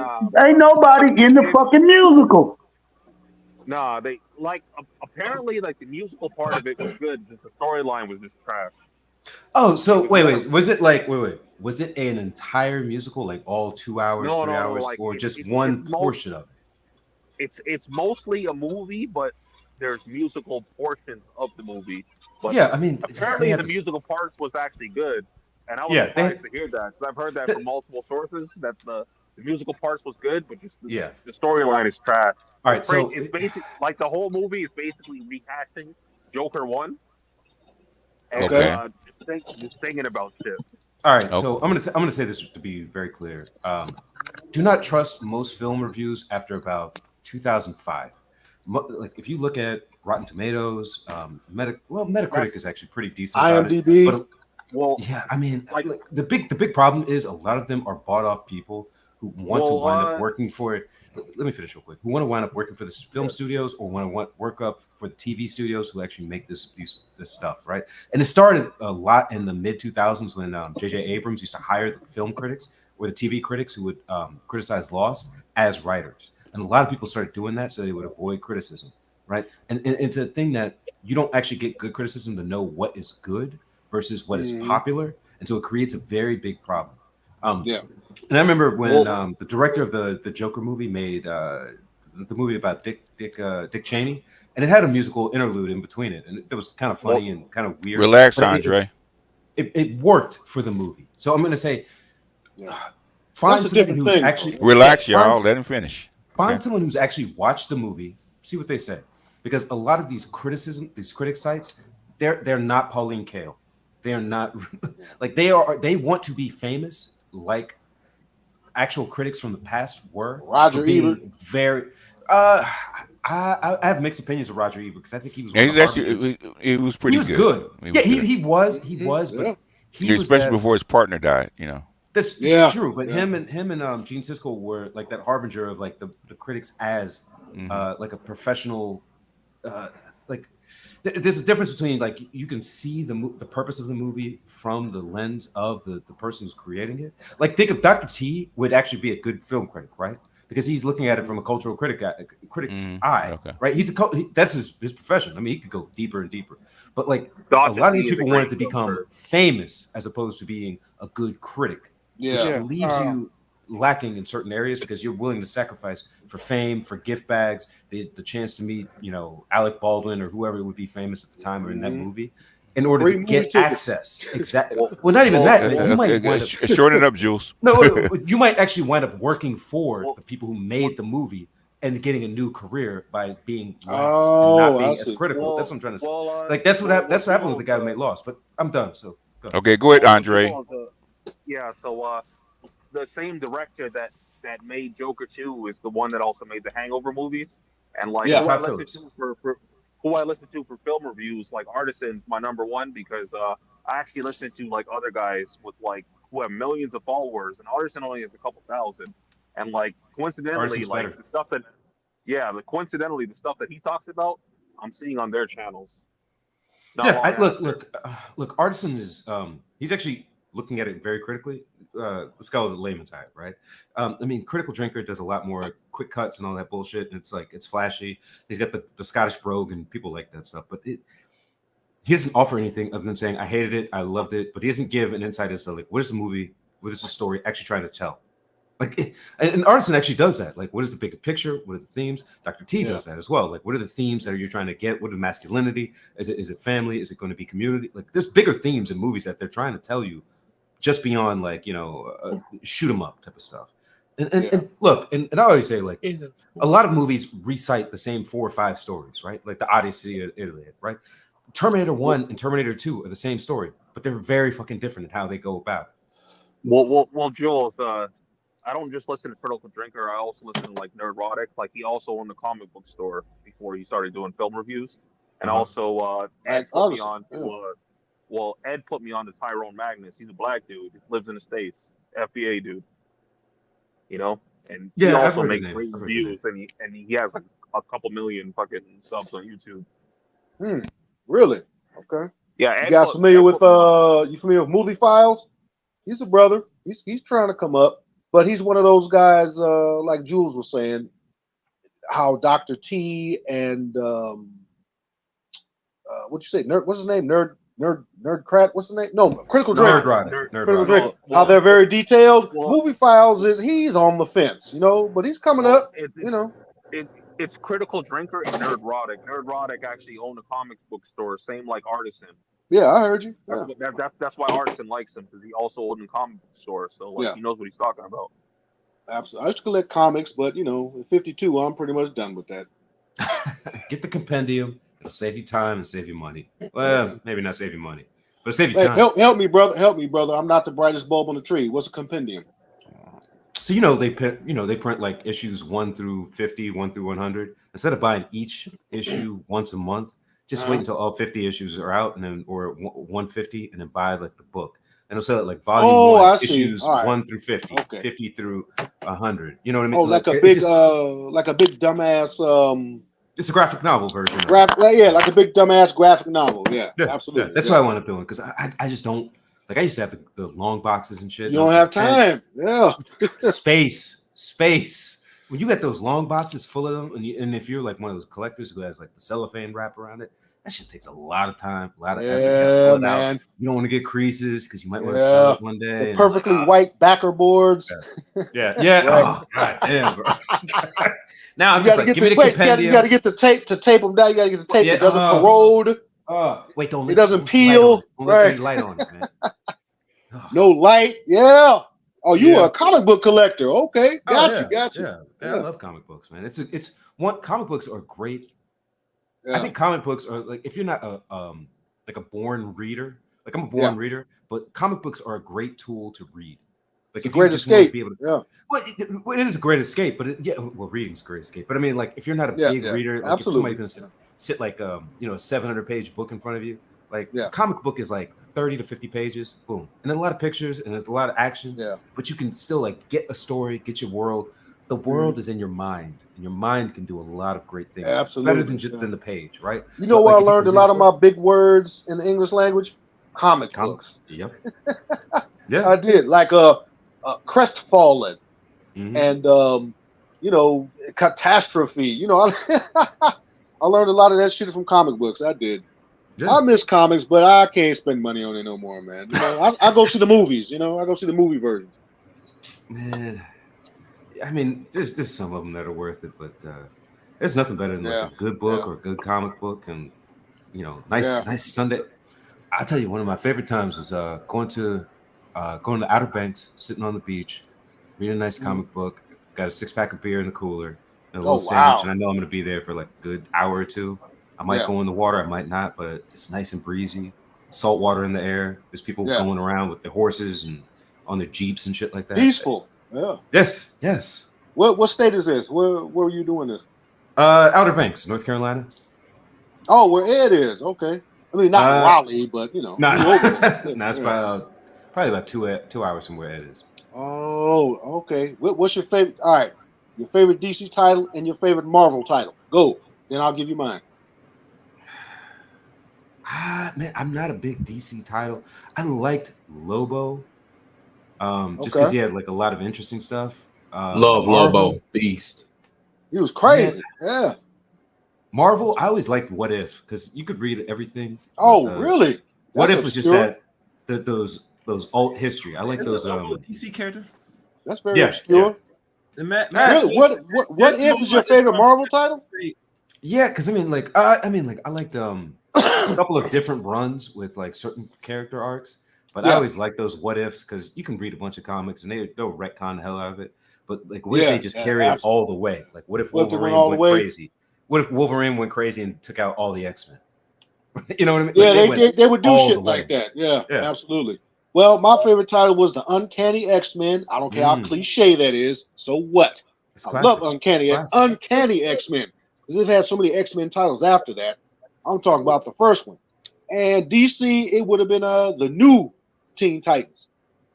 I don't know if you guys remember that. I've heard good. Is that Mark Waid? I'm not. No, wait. I think that might have been where Liefeld got his start. Don't quote me on that. Though. Okay. Don't quote me on that though. Okay. Because DC did have some good teen dramas that like kind of pulled up and showed like a lot of the humanity of the characters, and then had some good stories in it with the action and stuff. But yeah, there's too many of them to go through. You got to kind of pick and choose. Yeah, absolutely. Yeah, there was Teen Titans was kind of dark, man. You know. Yeah.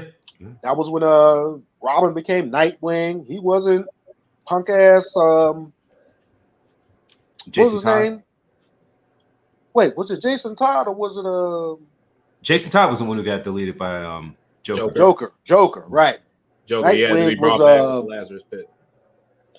Damn, there was like 3 or 4 of them. Man. I can't remember who which character Nightwing was. It's like I wasn't the biggest DC fan. Dick Grayson. Yeah, I think it was Dick Grayson, wasn't it? Yeah. Tim. Yeah, the Nightwing, the Robin and Nightwing over there in Teen Titans is Dick Grayson. Yeah, that's Dick Grayson. Absolutely. Yeah. It was Dick Grayson. Did you guys actually watch the Titan show? Like, what show? Like the Titan show, like the real life show. Oh, the live action one. I don't. Yeah, live action. I haven't seen the. No, I didn't. Yeah, I didn't see it either. Yeah. You know, they had a whole channel. You know, DC Universe had a whole channel, but it wasn't very successful. I don't know why, man. They make their animation stops here. Their animated movies. I mean, are basically, the their best. Animation is to Marvel's movies. What Marvel's live action movies is to DC animation. I think it beats some of it overall. I think on average, overall, it beats Marvel's movies. Yeah, overall. I think the DC animated movies were better than the Marvel animated. Now, don't get it twisted. I like the Marvel stuff too, but I thought DC's animated universe was a little bit better because come on, man, Under the Red Hood.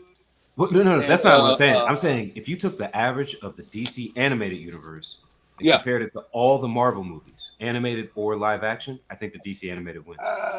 That's jump in, Chaos, then you try to jump in. Yeah, Chaos Rain, what's up, man? And what's good, man? What's good? Who that? Yeah. BJ is interesting that I always project how long you do this. I can barely hear you. You're muffled. You're muffled badly. Hello, that's not better? Yes, better. Yeah, like when you first came out here in 2014, I believe. Now you said that you kind of overstay your. 2014, yeah. And I'm saying, and I give you like, and this is just me estimating me in a year. Possibly you're gonna be a decade into this, and I'm already a decade into this.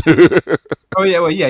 You're right. Because I would get mixed between that. But the point is this: that like an agnostics. I mean, you do this. Agnostic, an agnostic is a non-believer. Agnostic. Yes. Yeah, go ahead.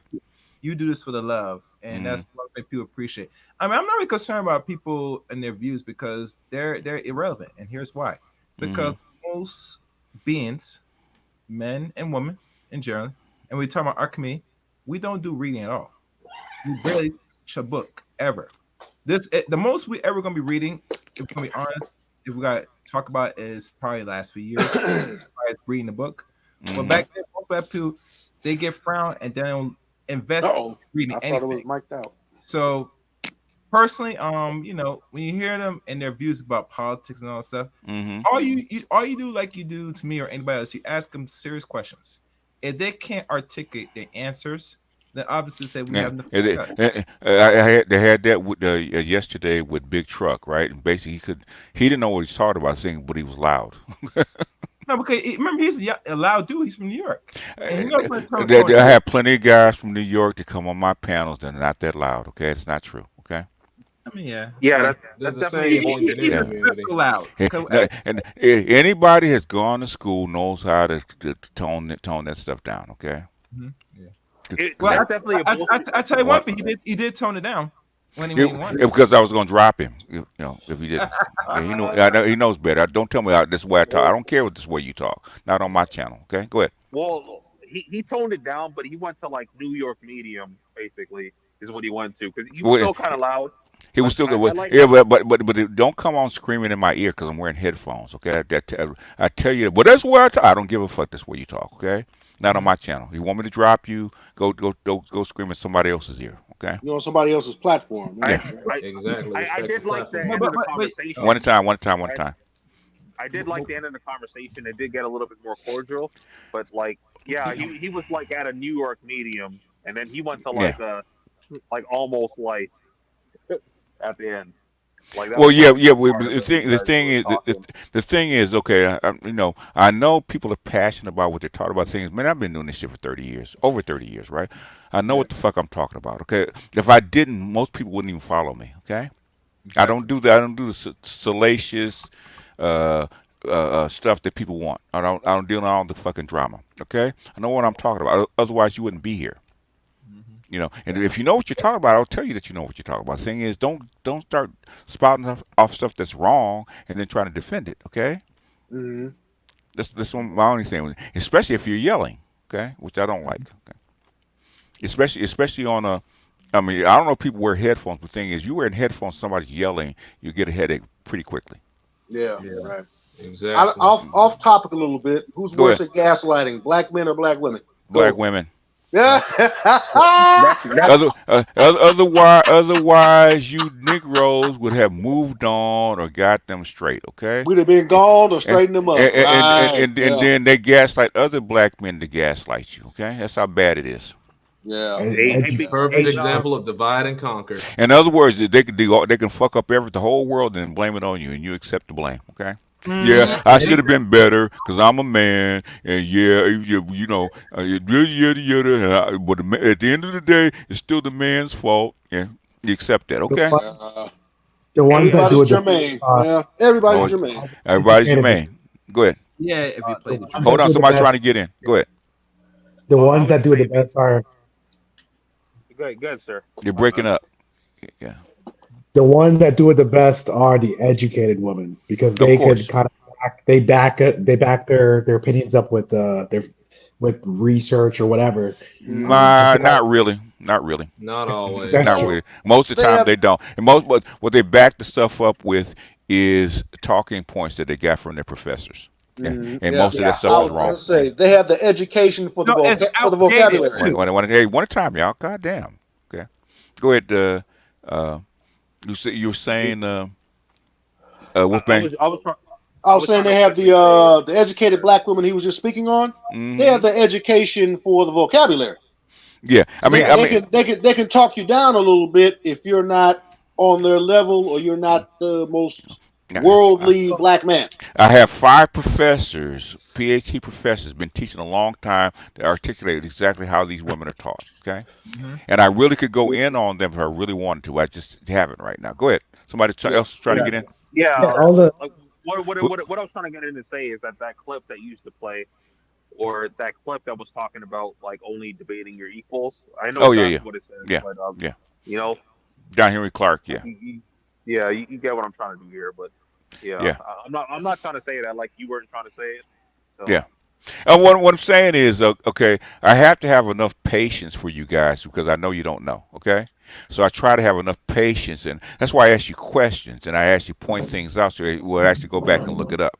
And some people go back and they learn and look the stuff what most people do, and other people get mad at make enemies like that. So, and they find out the truth, and they still deny it. Yeah, they find out the truth. And they still, I'm still right. Okay. Yep. Yeah. Well, that's because some people don't like to be educated.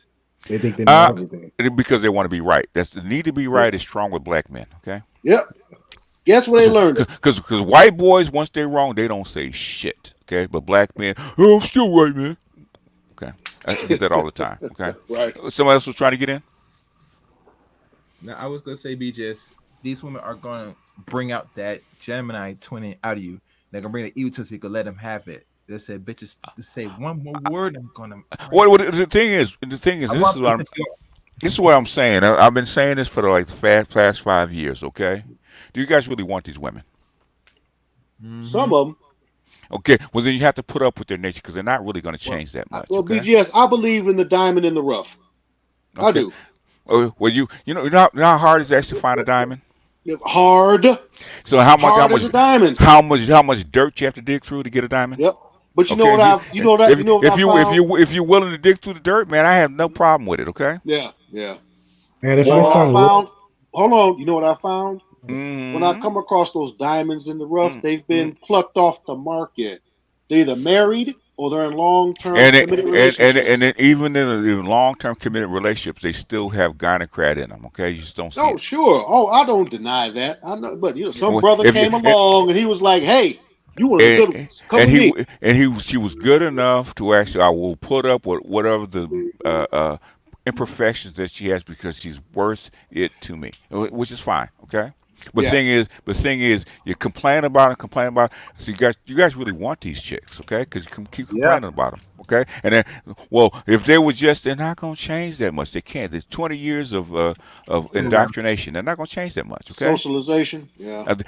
They will accept the environment because they need help. But the thing is that really what you want, okay? I would like you to play that Richard Gere clip because I always say black women fuck with us because they feel stuck with us. They are. And that's how come. And they're mad about it. Okay, they've been saying that for like the last 100 years. Yeah. They're upset with White Daddy because White Daddy won't take them. What really trying to get in? I can. Go ahead. Well, hold on, Andre. Okay. My bad. Somebody's in front of you. Okay. You got 8 people on the panel. Go ahead.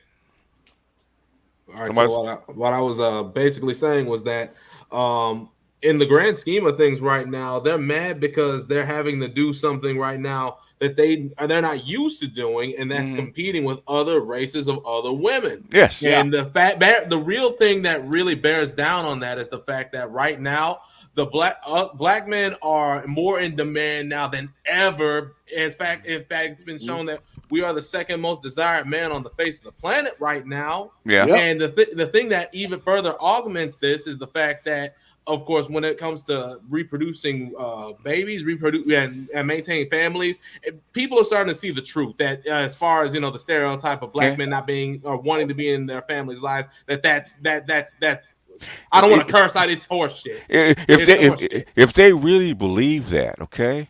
If they really believe that you're that bad, go find somebody else. Okay? Exactly. If you don't like us like that, stop trying to browbeat us into staying with you. Okay? Go find somebody else. Okay? Exactly. Including Cynthia G. She had a black baby by a black dude. Okay? And she ended up fucking the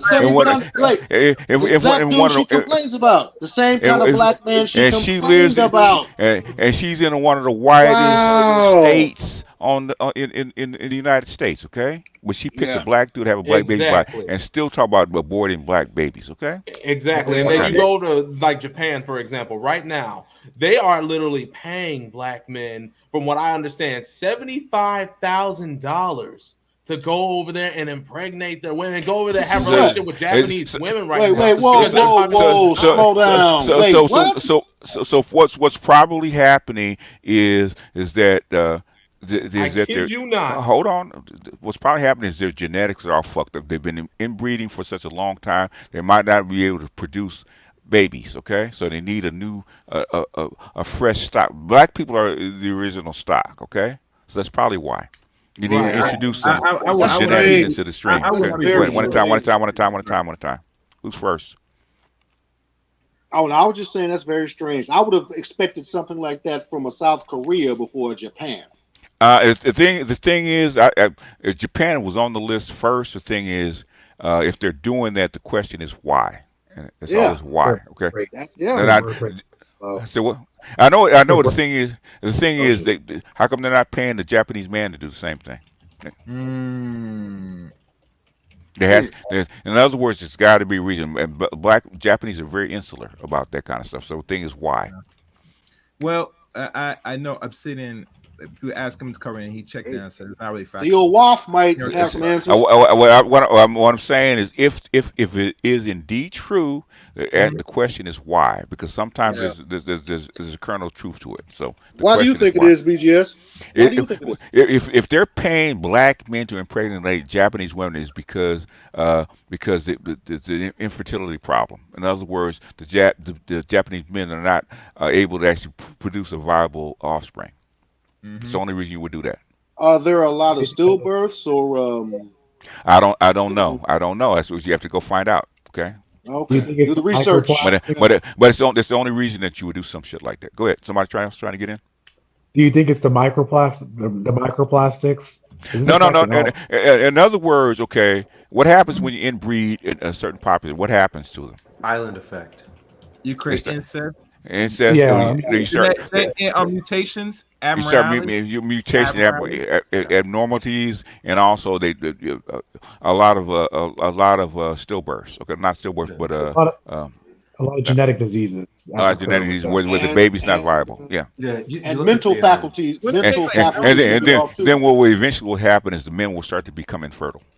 That's what happened, and that's what's going on in the UK right now. Okay, half the men are infertile. Go ahead. Yeah, the UK had it about 80 years ago during World War II, and they let a lot of the Italian and Spanish prisoners of war go free in the countryside, and they reproduce with the women. Yeah, right. So that's why you have a lot of dark-haired Brits, and you don't have as many of those rose-faced. In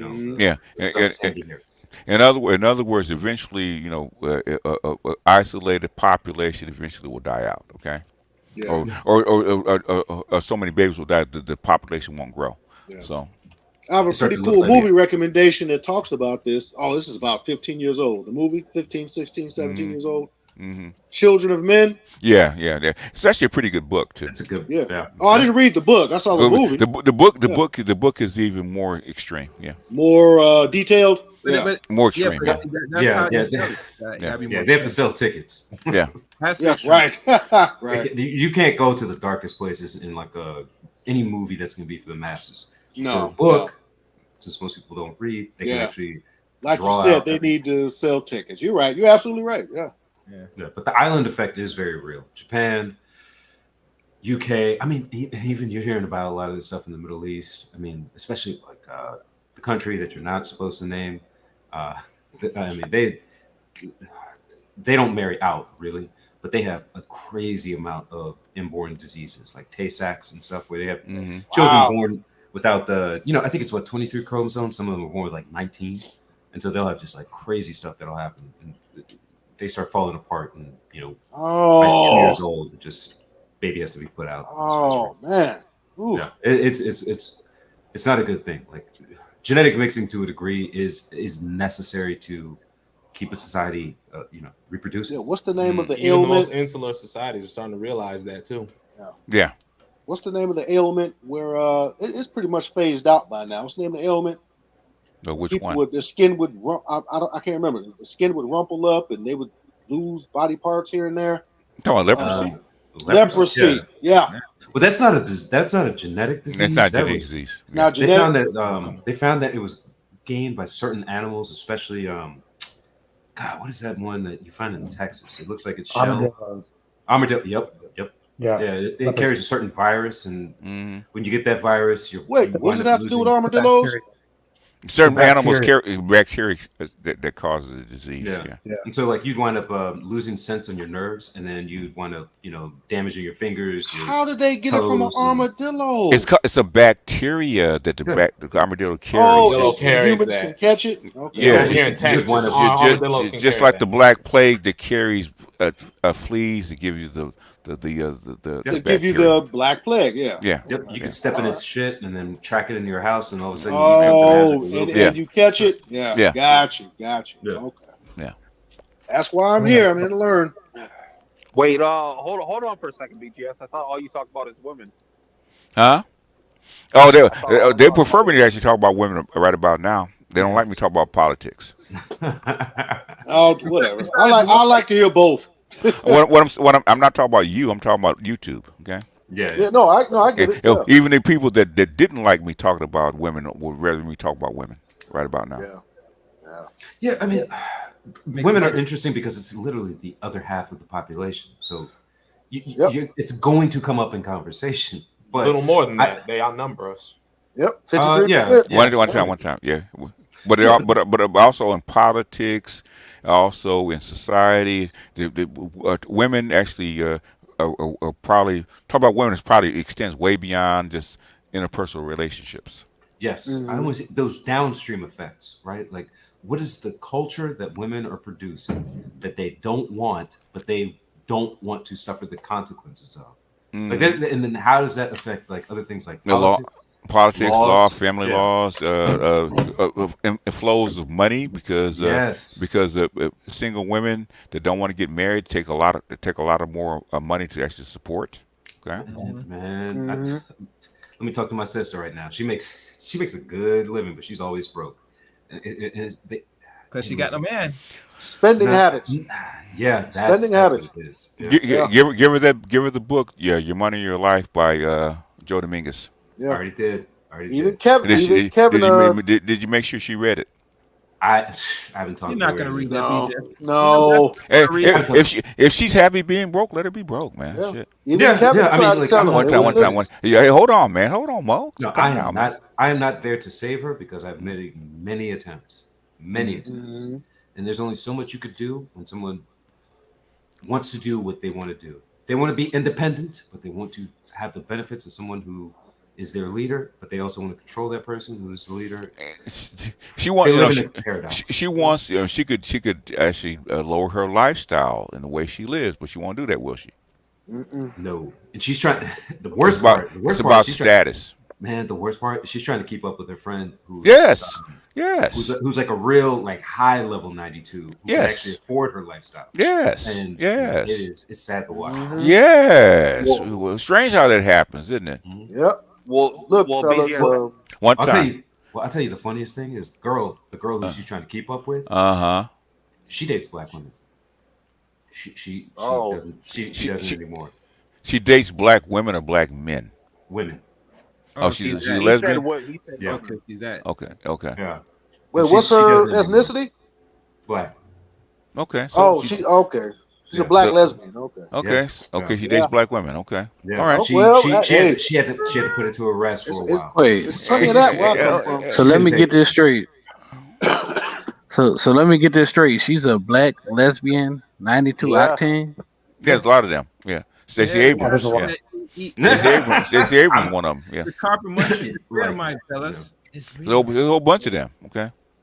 Well, BGS, actually, I was watching a video like a week ago, and I was going to send it to you, but I didn't want to send it to you because, I was like trying to focus on other shit. But basically, it was a video talking about like there was like I don't remember them saying it was in a specific field, but they were saying like there was a labor shortage of like 10 to 20 million men, and like they were acting like they're surprised why it's happening. Who, the women, or surprised? Were these women or what? Or it was men. It was men and women. But these regular guys, or these people in position? These were like all like people in position. These were all like No, experts, like PhDs and shit. no, the people in position already know that they're lying. Yeah, yeah, Yeah, they're exactly. That's gaslighting why I you. didn't bother. They, That's why I didn't bother. I have a book that goes all the way back to the 80s called the I think it's a problem in marriage, something like about the end of marriage or something like that, right? That from 1987. They already knew. Okay, it's not that they don't know. They know why. Like, I was watching the videos, shit was pissing me off because they're just talking about like it's a crisis for young men, but it's like all older people talking. Not a single young man was shown in this video. It's because young men, rightfully so. That's why I don't disagree with them. Rightfully so, that there's nothing in it for me. So why should I work this hard? Okay. Yep. And I don't blame them. What annoyed me about it, and like when I was looking on the comments of the video, is like there was tons of self-identified young men saying like, why wasn't one single young man involved in the creation of this video? It's because they're not old enough to know what the ramifications of their actions are. If they knew, then they would articulate it, okay, or they'll use it or weaponize it. They don't know. They're just reacting to the environment. They don't know. Well, basically, like the video was like the typical these young guys, they're misogynists and they need to man up and marry these women. And, it was that kind of crap. It's a propaganda piece, okay? Yes. They're trying to shame you. In other words, we've been telling you about Chetty and Reeves and this wing for how many years, and you guys don't get it, okay? Well, I don't know why it pisses you off. Of course they have to, okay? I've been showing you this about Chinese men laying flat and not marrying, okay? So I'm showing you this kind of stuff. It's not just here. It's the whole feminism is changing the American dream to something else, right? Yeah, it's not. Okay. Feminism is the effect. It's not the cause. Okay. Yeah. It's off-gassing from it's externalized from the environment being shifted over the past. In other words, 1971-ish. In other words, if you westernized, as you modernize a society, these effects will follow. Okay, that's why I showed you. I showed you basically South Korea was basically a farming region in 1960 before they modernized, right? Okay, and basically the fertility rate was 6.1 per woman, right? Okay, pretty high, and like a 98% marriage rate, right? Okay, within 60 years, okay, the fertility rate is below 1. Okay, feminism is rampant, and your marriage rate is below 50%. In 60 years, it took the United States 200 years to get there. Mm-hmm. And also BGS. One at a time. Finish last point, Andre, and then somebody else again. Yeah. So I finally see why you made the split. I was just observed. The split of what? Between like where you started from to where you're at now. Because basically the white manosphere. No, just say it, man. Just say it, man. Don't beat around the bush. Just say it, okay? Why I left the MGTOWs, okay? I've said that many times, okay? It was behind Missouri, the Missouri thing, right? When the athletes, because of racism, protested, right? They were trying to blame it on feminism. I said, no, it's racism, okay? And they jumped on me about that. I said, okay, I don't belong here if I can't speak my mind. So I found this interesting because I seen it in real time. It was like a white dude that was on a panel and like he was racist as fuck. Yeah. Like I really couldn't stand this motherfucker at all. Like, but as soon as a black woman came up on the panel and she was up there like talking like pretty much Cynthia G talking points, and like the white dude was like, yeah, he went in on her. Yeah. And I was I'm surprised I'm actually agreeing. No. With this guy right What I'm saying is, okay. Basically, radical feminism, which is what Cynthia G is pumping out. Okay, why guys don't agree with that shit? Okay, there's a lot of black women think that they do. In other words, they think that white men hate black men as much as they do, and they don't. That's not true. That's not true. Yeah. because the whole thing It's was not like, true. No, that is true. Okay, I've been doing this shit a long time. The reason they go to white men is because they think white men are afraid of for a very particular reason. But the thing is, when black women really don't want to admit how much they hate black men. Okay. Yeah, they want white men to be the enforcement mechanism. You know what? But a lot of, but a Well, lot like, of like, but And but a somebody lot else of is black trying to men. get in. Yeah, go ahead. And then I just wanted to finish off what I was saying. Wolfbang. Wolfbang. Okay. Because I've come across not Wolfbang. lately. Wolfbang. Let him finish, and then Oh, I'll my get to you. bad. Okay. No, I'm Okay. done. I'm done. I can. No. Let Andre finish. ahead. It wasn't finished.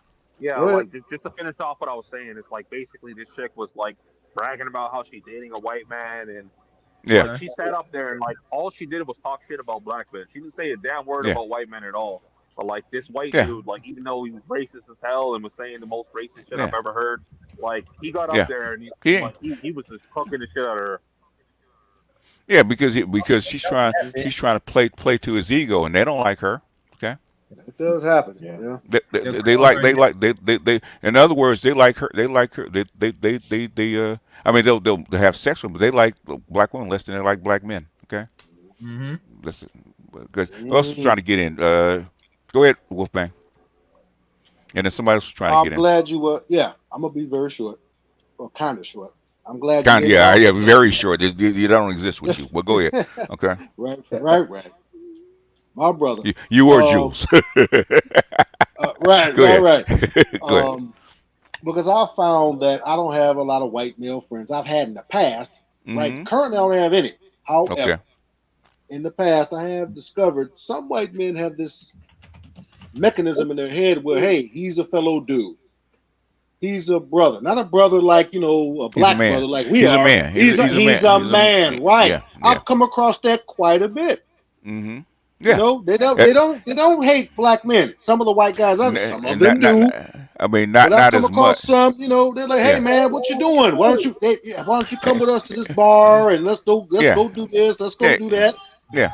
They don't look crazy when you're trying to rap to a white woman. They might stare a little bit, but they don't get crazy. If they look more, they look more at the white woman they do at you. Is because she's not supposed to get out of line. Yeah. Probably. Yeah. That's my That happens first all the point. time. Second point, I'm gonna shut Mhm. my mouth after this. Do you know? And I first heard about this book from BGS. Do you know? Mm-hmm. Going through the annals of what books I should read, and I do need to read a whole lot more. I read, but I need to read a whole lot more. Mm-hmm. Do you know I've been hearing about this? I think it was written by a white female author. The rise of women, the end of men. Or was it the other way around? The End of Men. That was I forget the name. It was back in 2012. She wrote The End of Men. Yeah. Yeah. I've been hearing about, and here we are, 2024, 12 years later. I'm still hearing about that book. I'm It's because the women are actually supposed to become breadwinners and take position of white men, but they actually don't want that. That's the problem. So all those second wave feminists actually said we're here, we got what we wanted, we need to just take over. The white women actually didn't want that. They actually wanted the men to actually still be in charge. That's the problem. So was the author of that book speaking for it or against it? She's speaking for women rising up and taking their proper place because that's what feminism wanted, right? Okay. But most women still want the men to take care of them, okay? It's not supposed to be that way under feminism, okay? Do it anyway. Yeah. Okay. Yeah, there's about 5 or 6 books out just like that, okay? Wow. I've seen people, they go through med school, they become like OBGYNs, right? Mm-hmm. And instead of working the full hours till they're 60 or whatever, they go to part-time by the time they get to like 30, 35. Because they want to have kids, yeah. Yeah, they want to have kids. Yeah. Mm-hmm. And that mid-40s, like they just, if they try to do it all at once, like they just start breaking down in the mid-40s area. Yeah. Mid-40s to early 50s, it just stops. But I know guys that'll be 50s, early 60s, and they'll just still, if it's blue collar, it's a lot harder, but they'll still be pushing. I mean, a lot of us will work till we die. Yeah, it's just a different thing that men have. We've been trained to do that, okay? That's our role. We get shamed for it. So men have to be indoctrinated into doing this kind of stuff, okay? Women don't know how much damage that they're doing. It's going to be hard convincing men to actually go back to what they were. To step up and Because it's really because men make sacrifices for the whole society. Okay. Men die for women. Women don't die for men. Exactly. Okay? But that's what they wanted, BGS. They What's wanted that? to work. They Huh? wanted to work. The thing is, if they can convince enough women to actually take those roles, then fine. But the thing is, they forget biology plays the biggest part in this stuff. I always thought it was actually nurture over nature, but it never is. It's always nature over nurture. Yeah. Have you ever tried to shake a woman's hand who's like late 40s, like a man's hand who's late 40s? You can't do it. Yeah. You could really hurt her. Like, Yeah. That's fine. The thing, no, I mean, like if you actually like give her a good strong handshake, like you might crack her fingertips and shit like that. Like, Yeah, I know what that I do? too. Believe it or not, I give them a fist bump. They don't have an issue with that. Yeah. Or you give them that little dainty. Yeah. In other words, their bodies are not built for this. Because I've noticed a lot of in my circle, there's a lot of young women that's all coming up that are dying early. Okay. Damn. How early? In their late 40s and 50s. They worked themselves to death. Like in other words, the stress from being head of household is killing them. Just like with men. Exactly. So to what the brother on the bottom right was saying, it's like it's the quality of outcome, not opportunity. That's the quality of outcome. Yeah, that's DEI. I can Ignace, also tell. appreciate you. Oh, you got a super chat. Just like now this doesn't happen a lot, but here and there, because I don't look. People tell me I don't look my age. I'm 52. I can pass for 42, 44. Mm-hmm. And I'll shake the hands of some women, most of them non-black. A lot of black women perpetrate, but especially a lot of non-black women. I I think it was Jules who said, you reach your hand out to shake their hand, they can't do it. Some of them will shake my hand, and then they place a hand over the hand I'm shaking their other hand with. And I'm like, okay, giving me an indicator. Like I might be open to you. Now this doesn't happen every time. I'm saying sometimes. I ain't no player, man. I ain't no playboy. But every now and then I can tell when they're interested. They're like, oh, it's so nice to meet you. The little slap on the wrist. The rub. Women do a lot of that sub communication, nonverbal communication. They're very good at that. At some points, but when they're young, they're just terrible at it. They haven't been taught. Yeah, a lot of them have not, but some of them, man, they know how to do it with the eyes. It's because their mothers and aunties teach them or model it for them, and they copy it. Women don't come up with inventions; they actually copy other people. That's what they do. They see it someplace else. Yeah. They see someplace. Most women I dated learned a lot of this stuff either from the women around or the men that they dated. Okay, that's where they learned. Yeah, somebody taught them. Yeah. How do you know this? Well, I dated this guy. Yeah, it's normally how they learn shit. Okay. Who taught you about the carry trade? They were dating Fauci. Yeah, probably so. Or they took a Dr. T. Hassan Johnson course. No, they don't even learn it that way. It's normally they probably stormed out.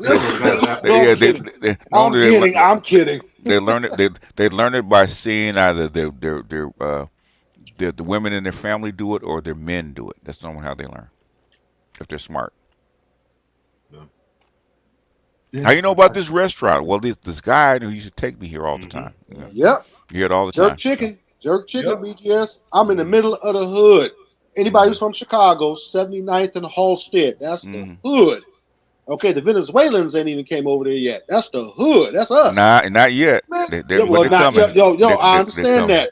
Man, I'm in line. I see this white woman with her sister and her mixed daughter. She did have a mixed daughter. She's standing in line. We had a little conversation, I wasn't flirting with her. We just having a conversation. And she was like, oh, yeah, my boyfriend used to bring me here. I broke up with him. And I'm like, okay. So you dropped the dude, but you remembered the restaurant. And she got a little kick out of that. It was jerk chicken. I'm like, what are you doing here with your white self? What you know about some jerk chicken? I was like, wow. I was kind of shocked. That's almost a Get Out moment. You think so? You ever had jerk chicken? It's delicious. I love jerk chicken. Yeah, chicken's awesome. Meat. That's for the taco stand. I had to take a picture of the taco stand and put it on my my community tab. Put it in your Patreon. Put it in your Patreon. No, I mean, people donate for the taco stand tax. They have to put it in the community tab. Y'all got jerk chicken in LA, BGS. With all the Jamaicans we have, yeah. Oh, okay. All right. Because it's all over the place in Chicago. It's everywhere. If you got Jamaicans, you have jerk chicken, okay? Yep. So we talking about Jeff Bird. Quite a few places here in Houston. Jerk chicken and curry beef, okay? Curry beef.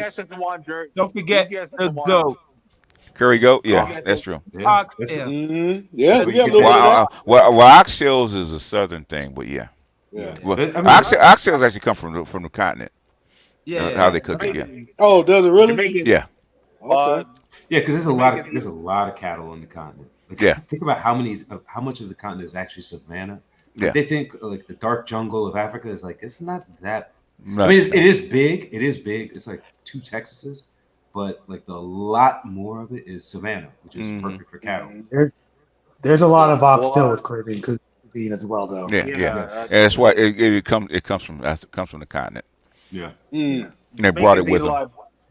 Jamaicans eat a lot of jerk chicken. I'm not a fan of it, but I've been saying this for like. Well, you should be. Wait, he's Jamaican, so Wait, he's Jamaican? Yeah. He don't like jerk chicken? Hey, some I don't like oxtail, so. Oh man, come on, man. Go ahead, Jeff Bird. Why are we talking about Jeff Bird? Because they brought it up. Go ahead, Andre. Well, I was saying you need to get yourself a fake Guatemalan. Mm-hmm. A fake one? Why a fake one? No, I said a fake Guatemalan. Yeah. A fake Guatemalan or some sort of Latina. To do what? Right, to do what? I mean, there's a lot of Settle down with. I guess you guys get one of the originals, but they're gonna be like 4'10", okay? Yeah. Right. They're cute, but they're 4'10". They're small. Yeah. They're small people. Yeah. And they have interesting teeth. They do. Yeah. They got interesting booties. Africans have the best teeth, though, especially East Africans. They have the best teeth. Yeah. Because he got me wondering, BJ. He talk about the Guatemalans. I'm like, yeah, they must be bad. They must be mad. It must be bad. What are you talking about? What do you mean? They must be good looking if like. They're cute. I mean, they're cute, but they're little. Okay.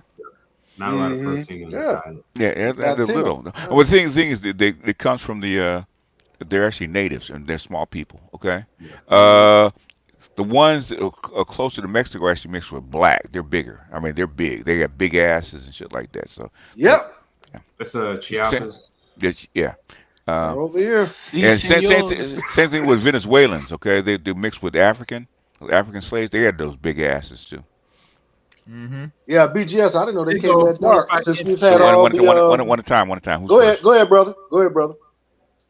Bigger than the Cherokee ass. Well, I know about that. Bigger than the Cherokee ass. Yeah, Cherokee's actually mixed with. That's how come she calls herself Cherokee. She's actually mixed with the indigenous and yeah.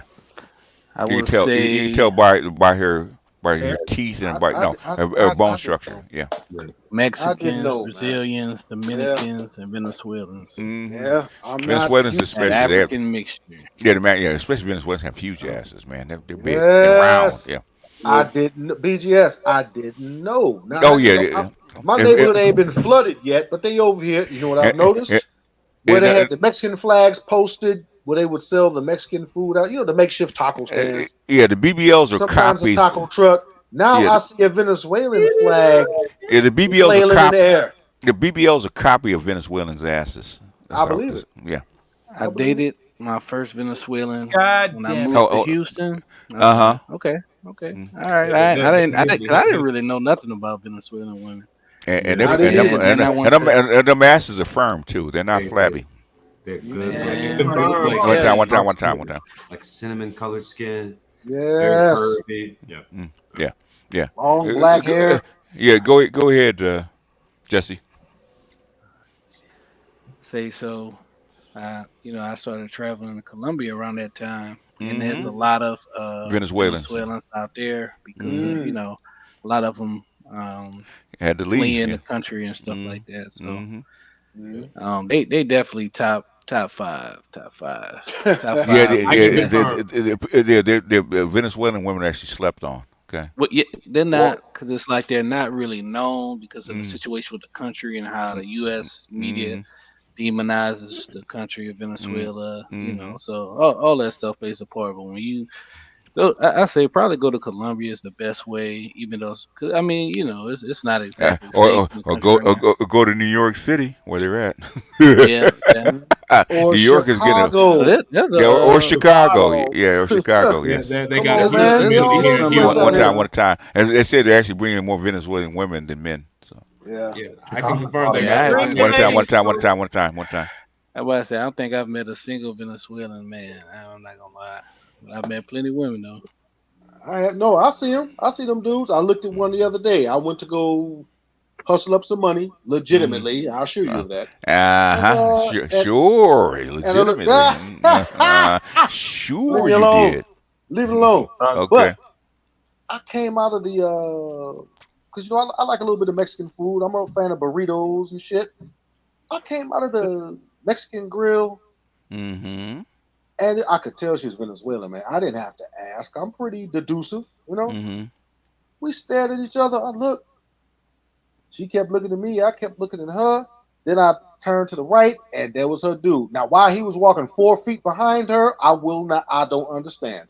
I might have respected him if he was walking right next to her. Mm-hmm. She looked. She stared at me. She couldn't take her eyes off of me. I was like, damn, what's up? Dude So turned around. He mean mugged me. I let it go. Did nothing happen, man. I'm not a confrontational dude, but I could tell he didn't so appreciate the that. But go ahead. two Hey, the hey, two hey, states. I'm looking at this thumbnail, man. Chinese men are now going their own way. Ain't that a bitch? Chinese MGTOWs. Go ahead. And trust Yeah, me, BJ. Oh yeah. I was gonna say. I just want to say this real quick. Hold on, Maple Leaf. Go ahead, Jesse. Now I was gonna say that Mhm. Florida is probably the number one state with Venezuelan immigrants, and Texas is probably number two behind that. It used to be New York. If That's I where can they cut shipped in them on all. that. Yeah, I was gonna say I was They thinking they New shipped them York. all to New York. Yeah. Yeah, Yeah. Well, Yeah. I just want to quickly say this and drop Mm-hmm. down. Like BGS, I remember a couple of months ago when we were talking about like, well, not just us, but like other people have mentioned as well, like the whole Venezuela thing going on with that certain Uh huh. place nearby them. And coincidentally, a lot of Venezuelans are coming over to the U.S. now. You, And of course. If you get a free halfway citizenship to the U.S. courtesy of Joe Biden, why wouldn't you? well, Yeah. because Right. like what made me think about it, because it's like just noticing like all these like Venezuelans like coming over to the U.S.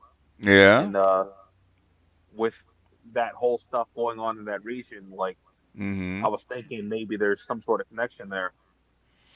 Okay, just like when just like the Vietnamese when they came over because you basically destroyed their country, and basically they had to flee because there was the opposition. Okay, the Venezuelans have to do the same thing. So Yeah. he had to open it up, and plus I think they're spending a lot of the money that they stole from Venezuela to actually to take care of these people. Yeah. Yo, real quick, BGS. So, Mm-hmm. basically, over in Houston, the Venezuelan population, especially the ladies, has been going through the roof. And Mm-hmm. of course, when I traveled over there to Colombia, and I documented it over in my Colombian series, when I was going from Cartagena to Mm-hmm. Barranquilla, Yeah. I took a bus trip, and on the bus ride, while I was waiting over at the bus terminal, there Mm-hmm. was this Venezuelan lady that served me over at the food stand that was Okay. there.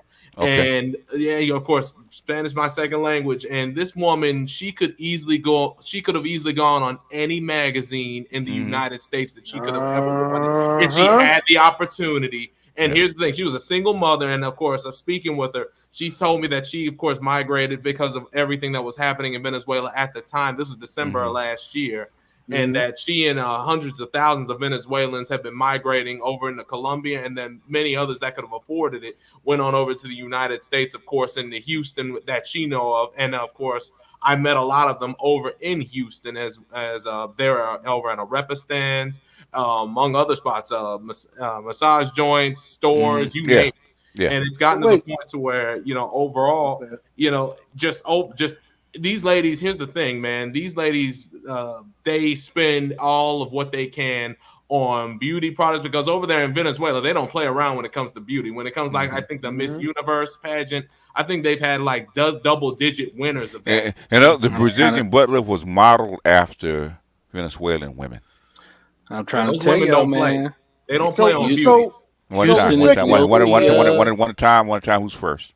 I'll say I'll go. I'm just trying to tell y'all, man. If you're still in the States, Houston is a low key spot for the Venezuelan women. I mean, they have Venezuelans selling box on the street in New York City. Okay, they're shipping up there. I don't know if I want to go that route. I don't want to go that route. I'm not. What I'm saying is they're shipping them up there on Texas is trying to get rid of them.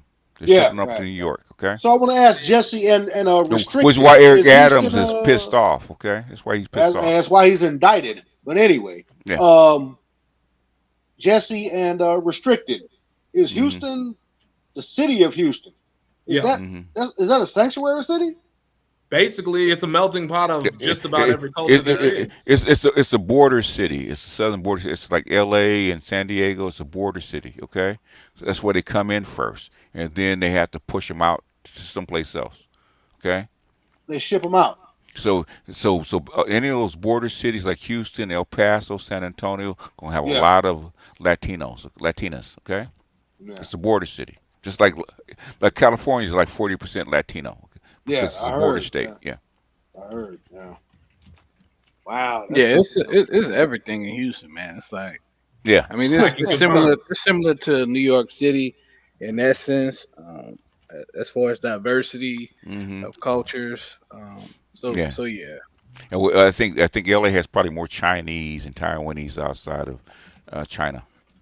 Korea, I hear Koreatown is pretty popular out there. It is popular, but the thing is, the Chinese, because of the chip manufacturing and all that money that came in, they basically came in and took over like big chunks of LA, Los Angeles, and big chunks of Orange County. Oh, really? Okay. And what do the white conservatives think about that? And they don't say shit because it's Chinese money. Oh, okay. Money talks, bullshit walks. Bullshit walks, yeah. Gotcha. And plus, you're not black. Oh, shit. Oh, that's a damn shame. Oh. As long as you ain't black. Oh, man, that sounds like you sound like my man Roger. Well, it's true. Okay. I mean, you live in the United States. I don't have to tell you. In Chicago, man. Stop. I'm in Chicago, Illinois. Stop playing, man. Everybody black dude comes up there. Oh, you sound like, man. You know what racism, man. Stop, man. Yeah, of course I do. Yeah, I told you I've been seeing a lot of Mexican flags being replaced with Venezuelan flags. Yeah. What I see it. Yeah, I see it coming. That's how come people in Chicago, especially women, are actually complaining. They're pushing you guys out. Yep. So right after the gangs, they're gonna ship in police, and then they'll push you guys out to the suburbs. Watch. There was a news special where the gang brothers, some of them reformed, some of them not. Some of them were still, banging. Some of them got out of it. But there was a couple of brothers. They had on T-shirts that said "ex-cons for Trump," and they said they were Venezuelans that take over the building. Shit, they mentioned that. And they said they were doing something called flagging. They would flash their guns. Is that because I hear it and some people in Chicago said that's not happening. Is it happening? Have you seen it? They ain't got into it yet, BGS, but I believe them when they say they're flagging. Oh yeah, flashing guns, yeah, I believe it. Yeah, it's just a matter of time, man. Okay. I'm just because some people say it's not going on. Not yet. In other words, the beginnings of it. They haven't really got into it yet. Okay. Well, I think the difference between that stuff trying to happen in Chicago and the stuff that happened in those other places was the people that they were taking over shit from didn't have guns. That's a big difference. The thing is, the Bidens have given these people a very wide berth. This is what's going on in say in Springfield, Ohio, right? They don't have to qualify to get a driver's license. Okay, they don't really have to even take the test. Okay, no license plate. Yeah. No license plate. You come in, you get a driver's license, you get a work permit, you get temporary TPS, you get housing vouchers, all that kind of shit. So that's why the white people are actually pissed. You're moving these people in over us. That's why they're pissed. Okay. The rural white folks, they're like, why y'all didn't do this for us? Exactly. Yeah. Okay. Yeah. Especially now with Hurricane Helen, right? Yep. I wish Ed was still up here because he knows a little bit about that. Yeah, and so that's one thing is, I mean, if she can get elected after all this kind of stuff and the Biden get put back in, God bless y'all. Okay, I got nothing to say. You know that's going to be our number one advisor, right? If Kamala wins, you know that's going to be our number one advisor. Nah, Hillary Clinton. Hillary Biden doesn't like her. Oh, really? Yeah. You think it's going to be Hillary? It has been for a while. Why do you say Biden doesn't like her and he was the first one to say, she should be the successor? Go ahead. Behind the scenes, he's pissed off. He didn't want to take her in the first place. They made him take her. DEI. No, it's not DEI. It's not DEI. In other words, Hillary, the Clintons and Soros and a few others actually behind her. Okay, so they made him take her, and even with this, Obama wanted an open convention, right? And they shut that down because she's the girl. So they shut it down. He lost that. You know. Wow. Okay. It's either Biden or you take Kamala. That's the choice they gave him. And and Biden couldn't run anymore, so it had to be Kamala. He's too up there in age. Yeah. So because there's a difference, man. You know, because Trump and Biden are pretty close in age, but there is a difference. Biden is obvious. They call him Sleepy Joe for a reason. Biden is obviously on the decline. Trump is still very robust and you know all about it. He can still he can still campaign, and Biden really couldn't campaign the first time around. Okay. Yeah. So, really? No, he really couldn't. No. But there's took advantage of COVID about him not campaigning. Go ahead. I think Biden has some sort of Parkinson's dementia. It could be. It could be. Yeah. I mean, you look at his face, and it's like little muscle movement. He might, you know. They've had a whole bunch of these lawmakers that stay too long. They've had strokes right in the middle of them speaking. Yeah. Like what's his name? Give an announcement. He had a stroke right in the middle of it. Yeah. What's the senator's name? Yeah. The head of Congress. Yeah. With the glasses? I remember. A couple of mini strokes. Yeah, right as he was speaking. Yeah. As he was speaking. I forget his name. But I don't know what why do these people why do they want to die in office, man? Feinstein. Because of power. They don't want to give the power. I understand that. But stupidity is stupidity, man. You're 83 years old. Go sit your ass down. Let's see if I can find it. Because let's see where did I put it. Dianne Feinstein. What's her name? The judicial court. The judicial court judge. She died in office. Come on, man. Yeah, because remember, it's power rules everything. When you never got power in your life and you got it. LBG, is that her name? I mean, the thing is, it takes a long time to accumulate that kind of power, and I'll play this because he kind of explains it. Okay, I probably shouldn't. It's probably the last time you guys will see it in public. Right. Hey, if they come for you, BGS, let us know. We'll take it. Another question, Caleb. How do you think? What do you think that anything would be different?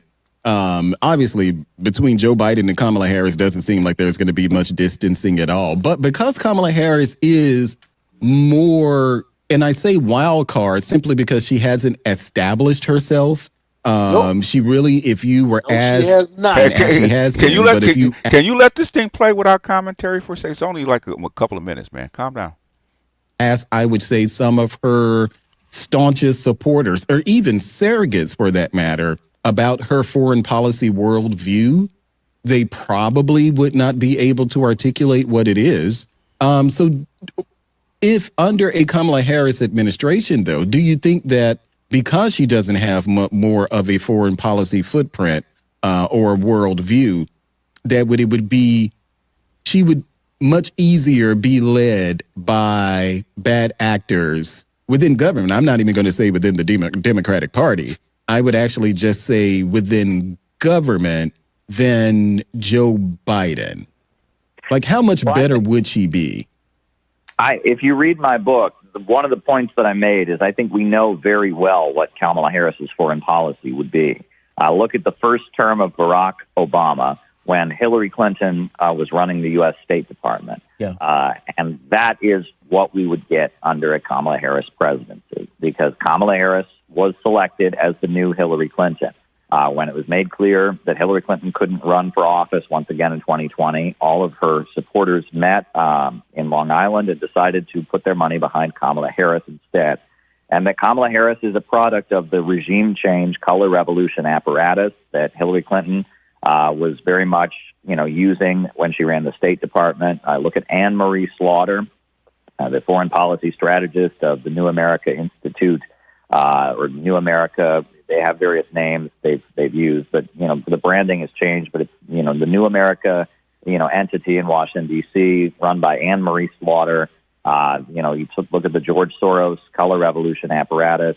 The Arab Spring, I would think, was largely a disaster. It resulted in so much chaos and instability, and so many people becoming refugees, and the rise of terrorist groups, and Libya, the most prosperous country on the African continent, being reduced to chaos, and the Syrian civil war. And very much the Arab Spring was brought to us by the color revolution apparatus of the United States and the Hillary Clinton State Department coordinating with Silicon Valley. And that is the faction that is behind, Kamala Harris. There's just no question about it. And Barack Obama even was somewhat reluctant, and you'll notice that he replaced Hillary Clinton in his second term with John Kerry, and U.S. foreign policy dramatically shifted. In the second term of Obama, the foreign policy was all about negotiating and making a better relationship with Cuba, doing the Iran nuclear deal, etc. That Hillary Clinton and Kamala Harris represent a particular wing of the American foreign policy establishment that is about creating chaos around the world and instability. And I think that that's what we would get very, very clearly under a Kamala Harris presidency. Yeah, she doesn't seem to have a developed foreign policy herself. This stuff seems to be relatively new for her, and I agree with you. That is it in a nutshell. Okay, so you won't see this one from me again. Okay, probably the last time you'll see it. Okay. All right. Well, he said it in a nutshell. Okay, there's two wings. In fact, what's your name? Maxine Waters said the same thing to Travis Smiley. Okay, the exact same thing. The Obamas lost and the Clintons won. You have to accept what it is. You're not going to get an open convention. Okay, accept it. So there's always two wings, but that's why. You're saying Hillary Clinton is basically going to be a counselor for Kamala Harris? The Hillary Clinton's what you call it, milieu, as they say, the people around her. It's a whole group of people. It's not just her. Okay, Samantha Powers, Susan Rice, of course, blah blah blah. Just be her. Yeah, right. So if Kamala Harris wins, hopefully she doesn't, it's like Hillary Clinton is president through proxy. In other words, it's going to be a continuation of what Joe Biden's already doing. In other words, this whole wing of this is actually filtered through Joe Biden right now. Yep. Okay. Do the Democrats I've been voting Democrat since I've been voting since I was 18, man. Mm-hmm. And I've been getting more and more and more disappointed. Think about this. DGS, everybody else on the chat, from the age of 18 to the age of 50. Okay. I've been voting Democrat. I'm like, what the fuck? They aren't doing anything for the black community. Nothing. Well, the thing is, I've had enough, man. I've had enough. Or the white community either. That's the problem. The poor white community. Even the middle class white community is not getting enough. Okay. In fact, your politicians are getting pissed. The Democratic politicians are get pissed off. Mm-hmm. Now, I'm not saying I'm going to run to the Republican side, but I've been thinking about it. Look, man, it's either Trump or throw my vote away. I have to make a decision. Okay, this is something, and this is on MSNBC. Shout out to Anton Daniels, right, for putting this up. Yeah, he caught my man, I like him. Yeah. Yeah, he's all right. Yeah. all right. Okay. No, well, he's more like you. That's why you like him. Okay, he's your kind of guy, Midwest guy. Okay. Yeah. Right. Listen to this. Okay, this is a former Democrat. Ambassador, I want to show something. I'm going to bring you in. I want to show you. People remember you as a star impeachment witness. You got a subpoena. That was much ado about nothing, Ari. Well, you got it. I showed it. You said at the time it was a quid pro quo. You confirmed it. Well, as I said to Peter a moment ago, I had a quid pro quo this morning. I went to Starbucks and I gave them my American Express card, and they gave me a cup of coffee. Right, but a commercial, under law, a commercial transaction is different than a quid pro quo, which I think you know because you were at the center of that. And after January 6th, we saw what Ms. Matthews did. Let's listen to where you drew a line in the sand. Completely in, even with all of the foibles that everyone has already identified, and I don't need to go through them again, until January 6th. It was a no for me after that. A no for you after that. Why was it important for you to say no more Trump because of his January 6th conduct? And do you stand by that? No, I don't stand by it, and I'll tell you why. I've now lived 4 years under the Biden-Harris policies, and I have to say that those policies are not only becoming an existential threat to our country's way of life, but to our allies as well. So when you and Ambassador, I'll let you finish, but this is so striking. You said it was a no for me after that, after January 6th. I did. And here we are right now. I did. And you're saying it's a yes for you. It is a yes for me. It is an absolute yes for me. That is how badly the Biden-Harris team have prosecuted their job. But the whole point you seem to be making was that January 6th and that kind of attack on democracy is bigger than any policy. But I am seeing so many attacks on democracy that eclipse January 6th. So I want to ask Sarah. If you want to ask me what those are, I'm happy. Well, I'm not going to go Sarah in the back. But this is, I appreciate Kamala Harris. Right. You want to jump off of that real quick, don't you? Want to sidestep real quick, right? Get away from that, because homeboy is not backing the fuck down. Okay. She flip flopped on 16 things. Look, I appreciate everyone being here. What's going on is Anton for me. In other words, I wanted to just show you that little piece. Shout out to Anton, okay, for finding it, okay. But that is that even people of his ilk, okay, are tired of this crap because they see what's going on. It's way bigger than what you see here domestically. Way bigger. Okay, this is just scratching the surface. Okay, and what's going on outside the United States is way bigger and much more impactful on us if it actually comes to fruition. Okay. People think that this little thing about migrants and spending the money is really big. It's not nothing compared to what's really out there. Okay. This is tiny compared to the rest of the stuff, okay? And the whole world is involved in this stuff. I'm trying to point that out. Yeah. If I can't impress you guys about anything else, okay, this election is more than just about what's happening here in the United States. Way more, okay? I have a quick. BGS, I got to drop off, man, because it's been a while. Yeah. We're getting ready to, about 10 minutes. Everybody's about to get up out of here. Look, real quick. Because you played the clip you just played. They mentioned some Middle Eastern stuff. How did I watch World News? Like I told you earlier. Okay, the point. How did they flip from? How did they flip from Hamas to Hezbollah? They hardly ever talk about Hamas anymore. It's all about Hezbollah and Iran now. Hamas was just the excuse to do what they're doing. That's all it was. The excuse for who to do what they're doing? For Israel and the United States to do what they're doing right now. Okay. They want a wider conflict. They don't want, but they needed actually an excuse to actually do this shit. Hamas was an excuse.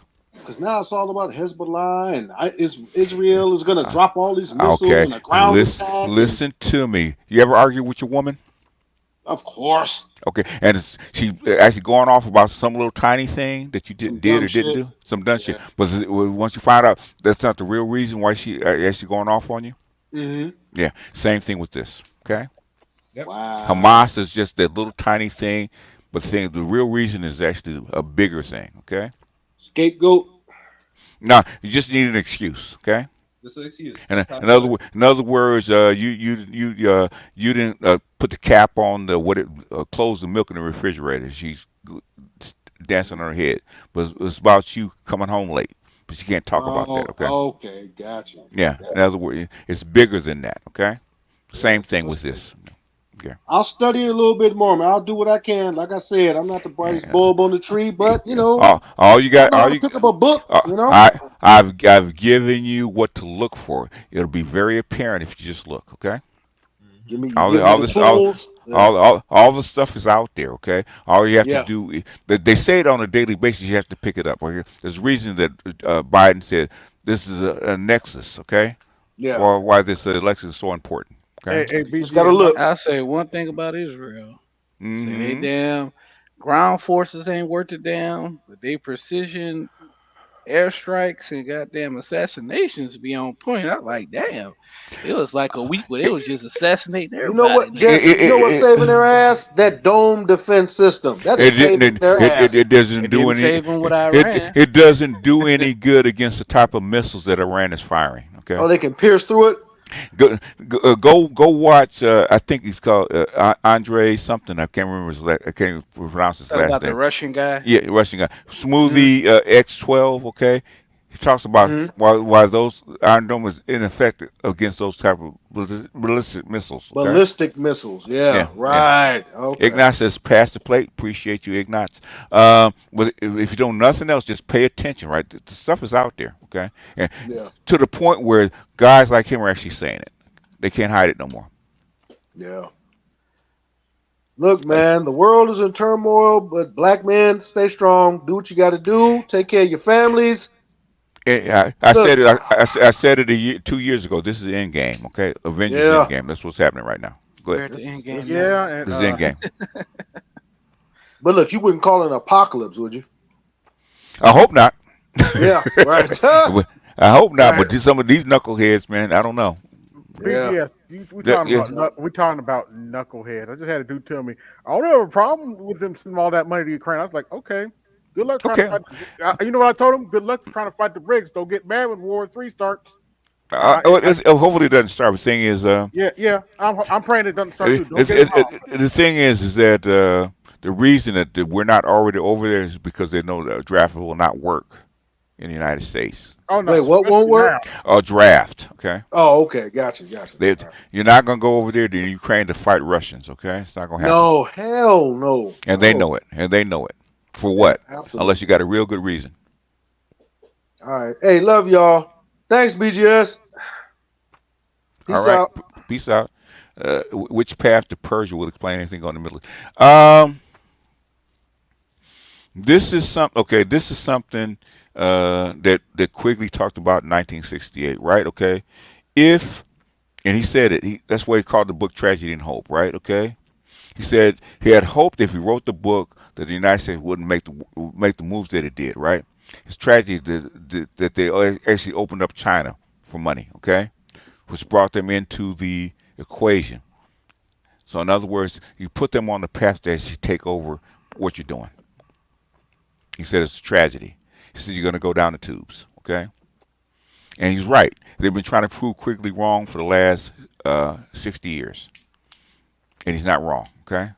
They did it anyway. And the Chinese knew what the opium for capitalism is, which is profits. Okay, we give you all these profits, make all your goods cheap, and you have all these quality goods really cheap. Just train my people and give me your technology. And they got so absorbed in the profits, they couldn't let it go.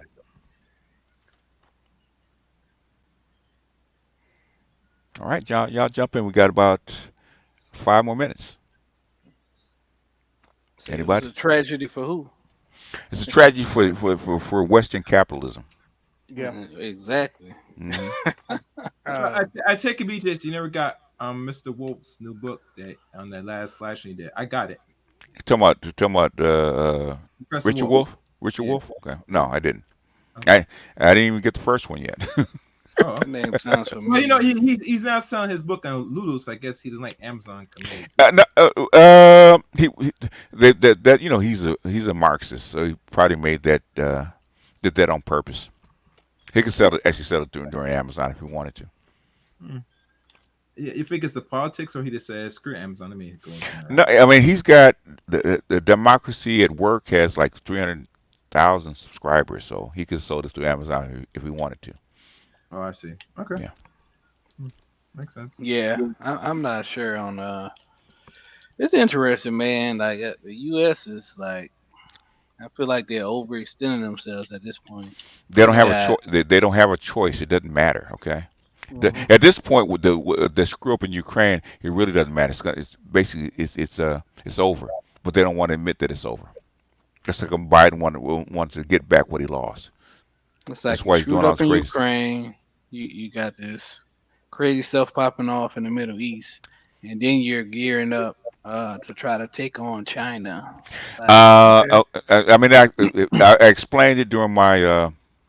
I explained all this crap during my in my Patreon, okay?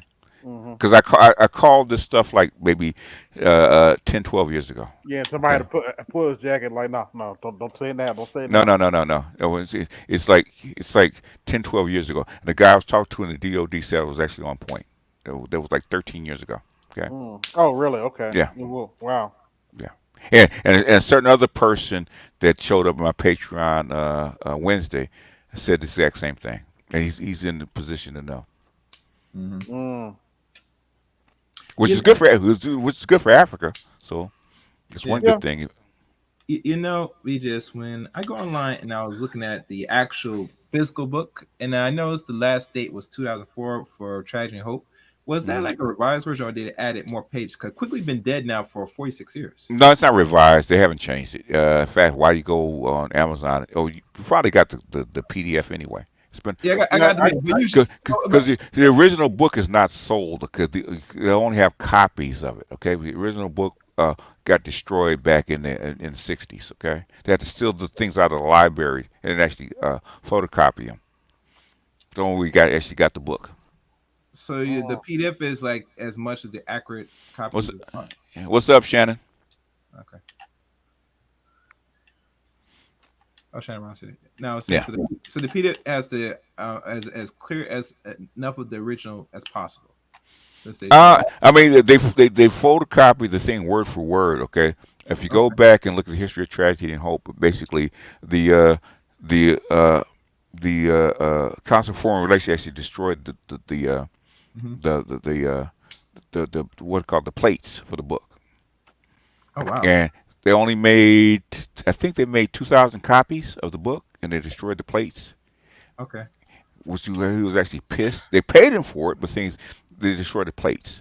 He was pissed. Okay. Yeah, with the thing to make the copier, the actual original plates, back then. Yeah, the printing plates. Okay, and so they actually destroyed that.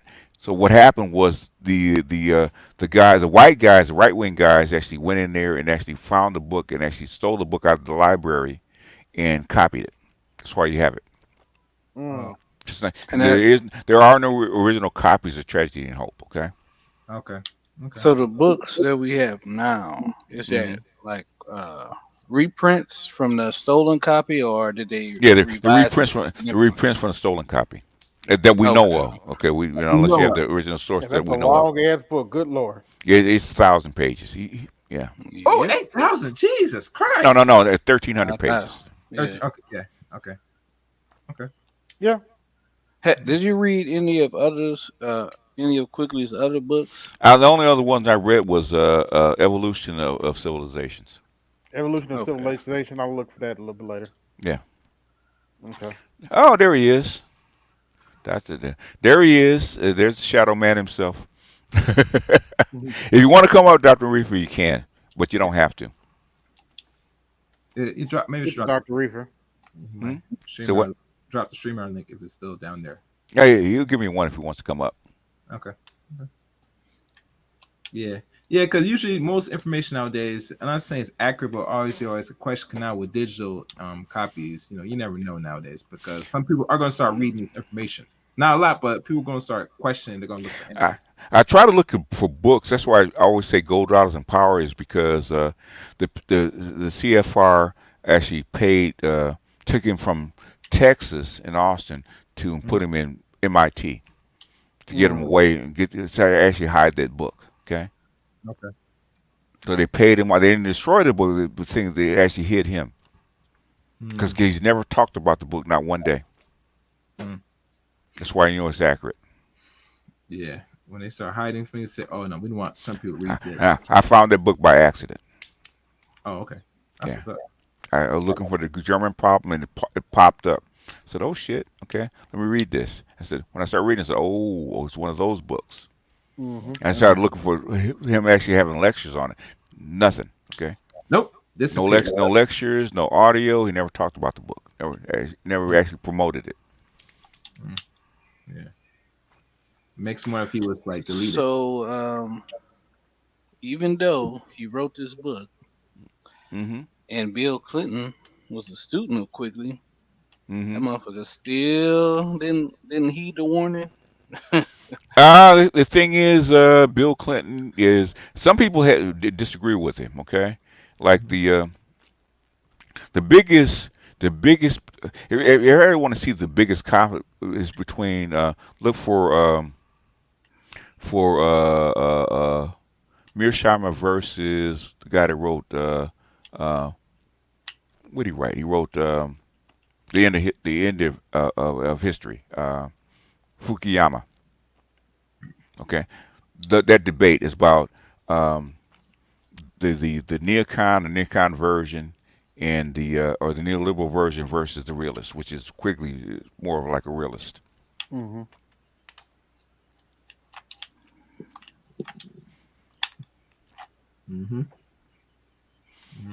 Anybody else? Because we're getting ready to get out of here. Everybody's signed. I think everybody said their piece. Yeah, everybody's probably tired. It's Friday night. People are probably tired. Yeah, pretty much. Yeah, it's been a long week. Been a good week. Been a very long week.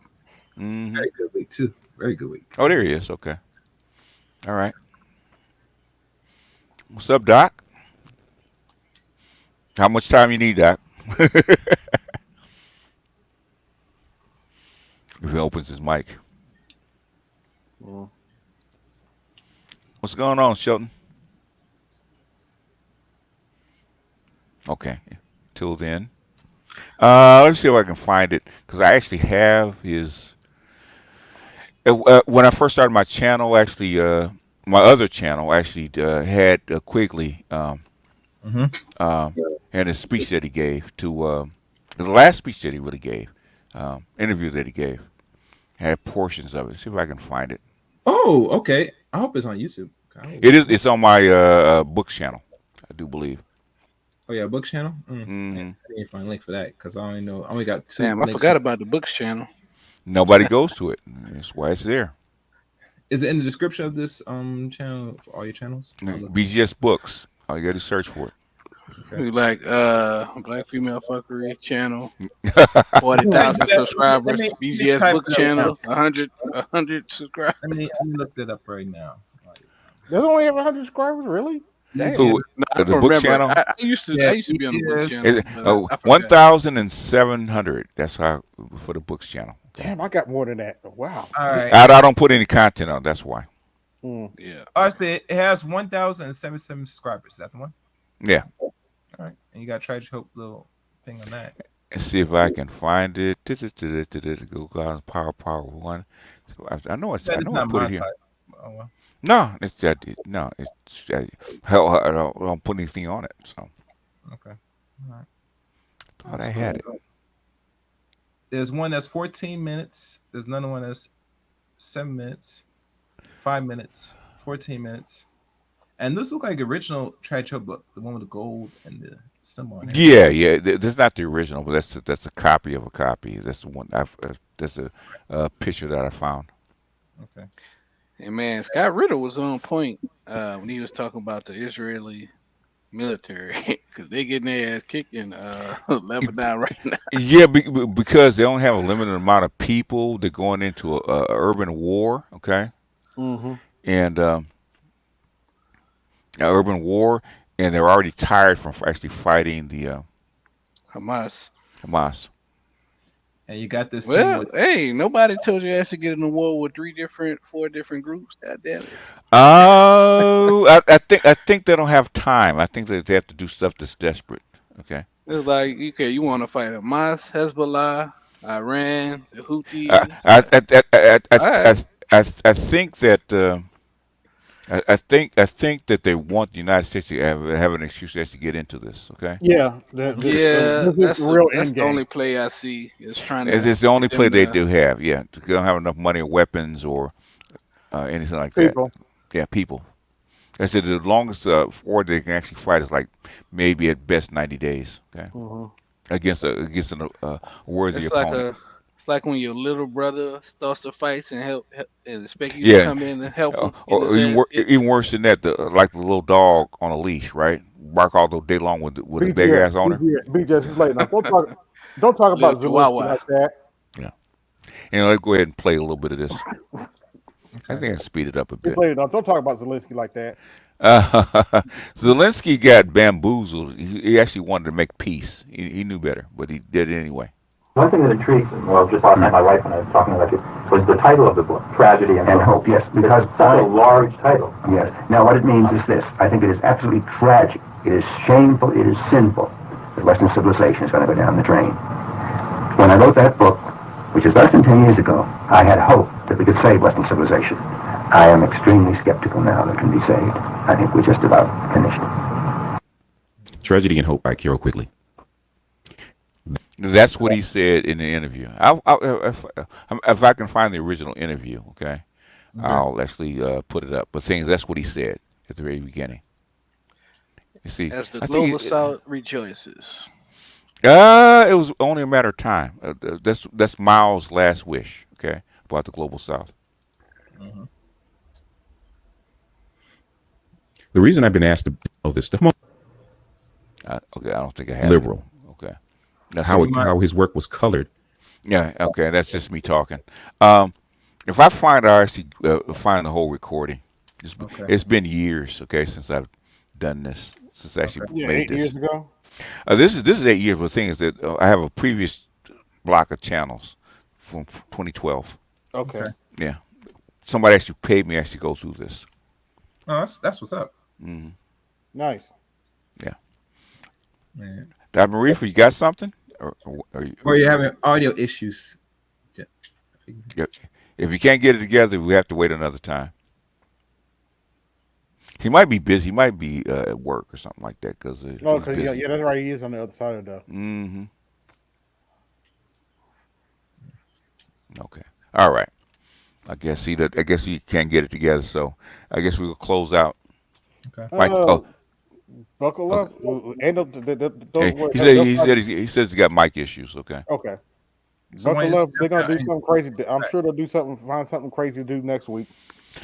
Oh yeah. Basically, they have a limited amount of time, so hopefully not too crazy. Yeah. Not too crazy. Closing thoughts, folks. Is that it? Anybody got closing marks? Yes, no. Have a good night. So. I'm out. All right, y'all. Peace out.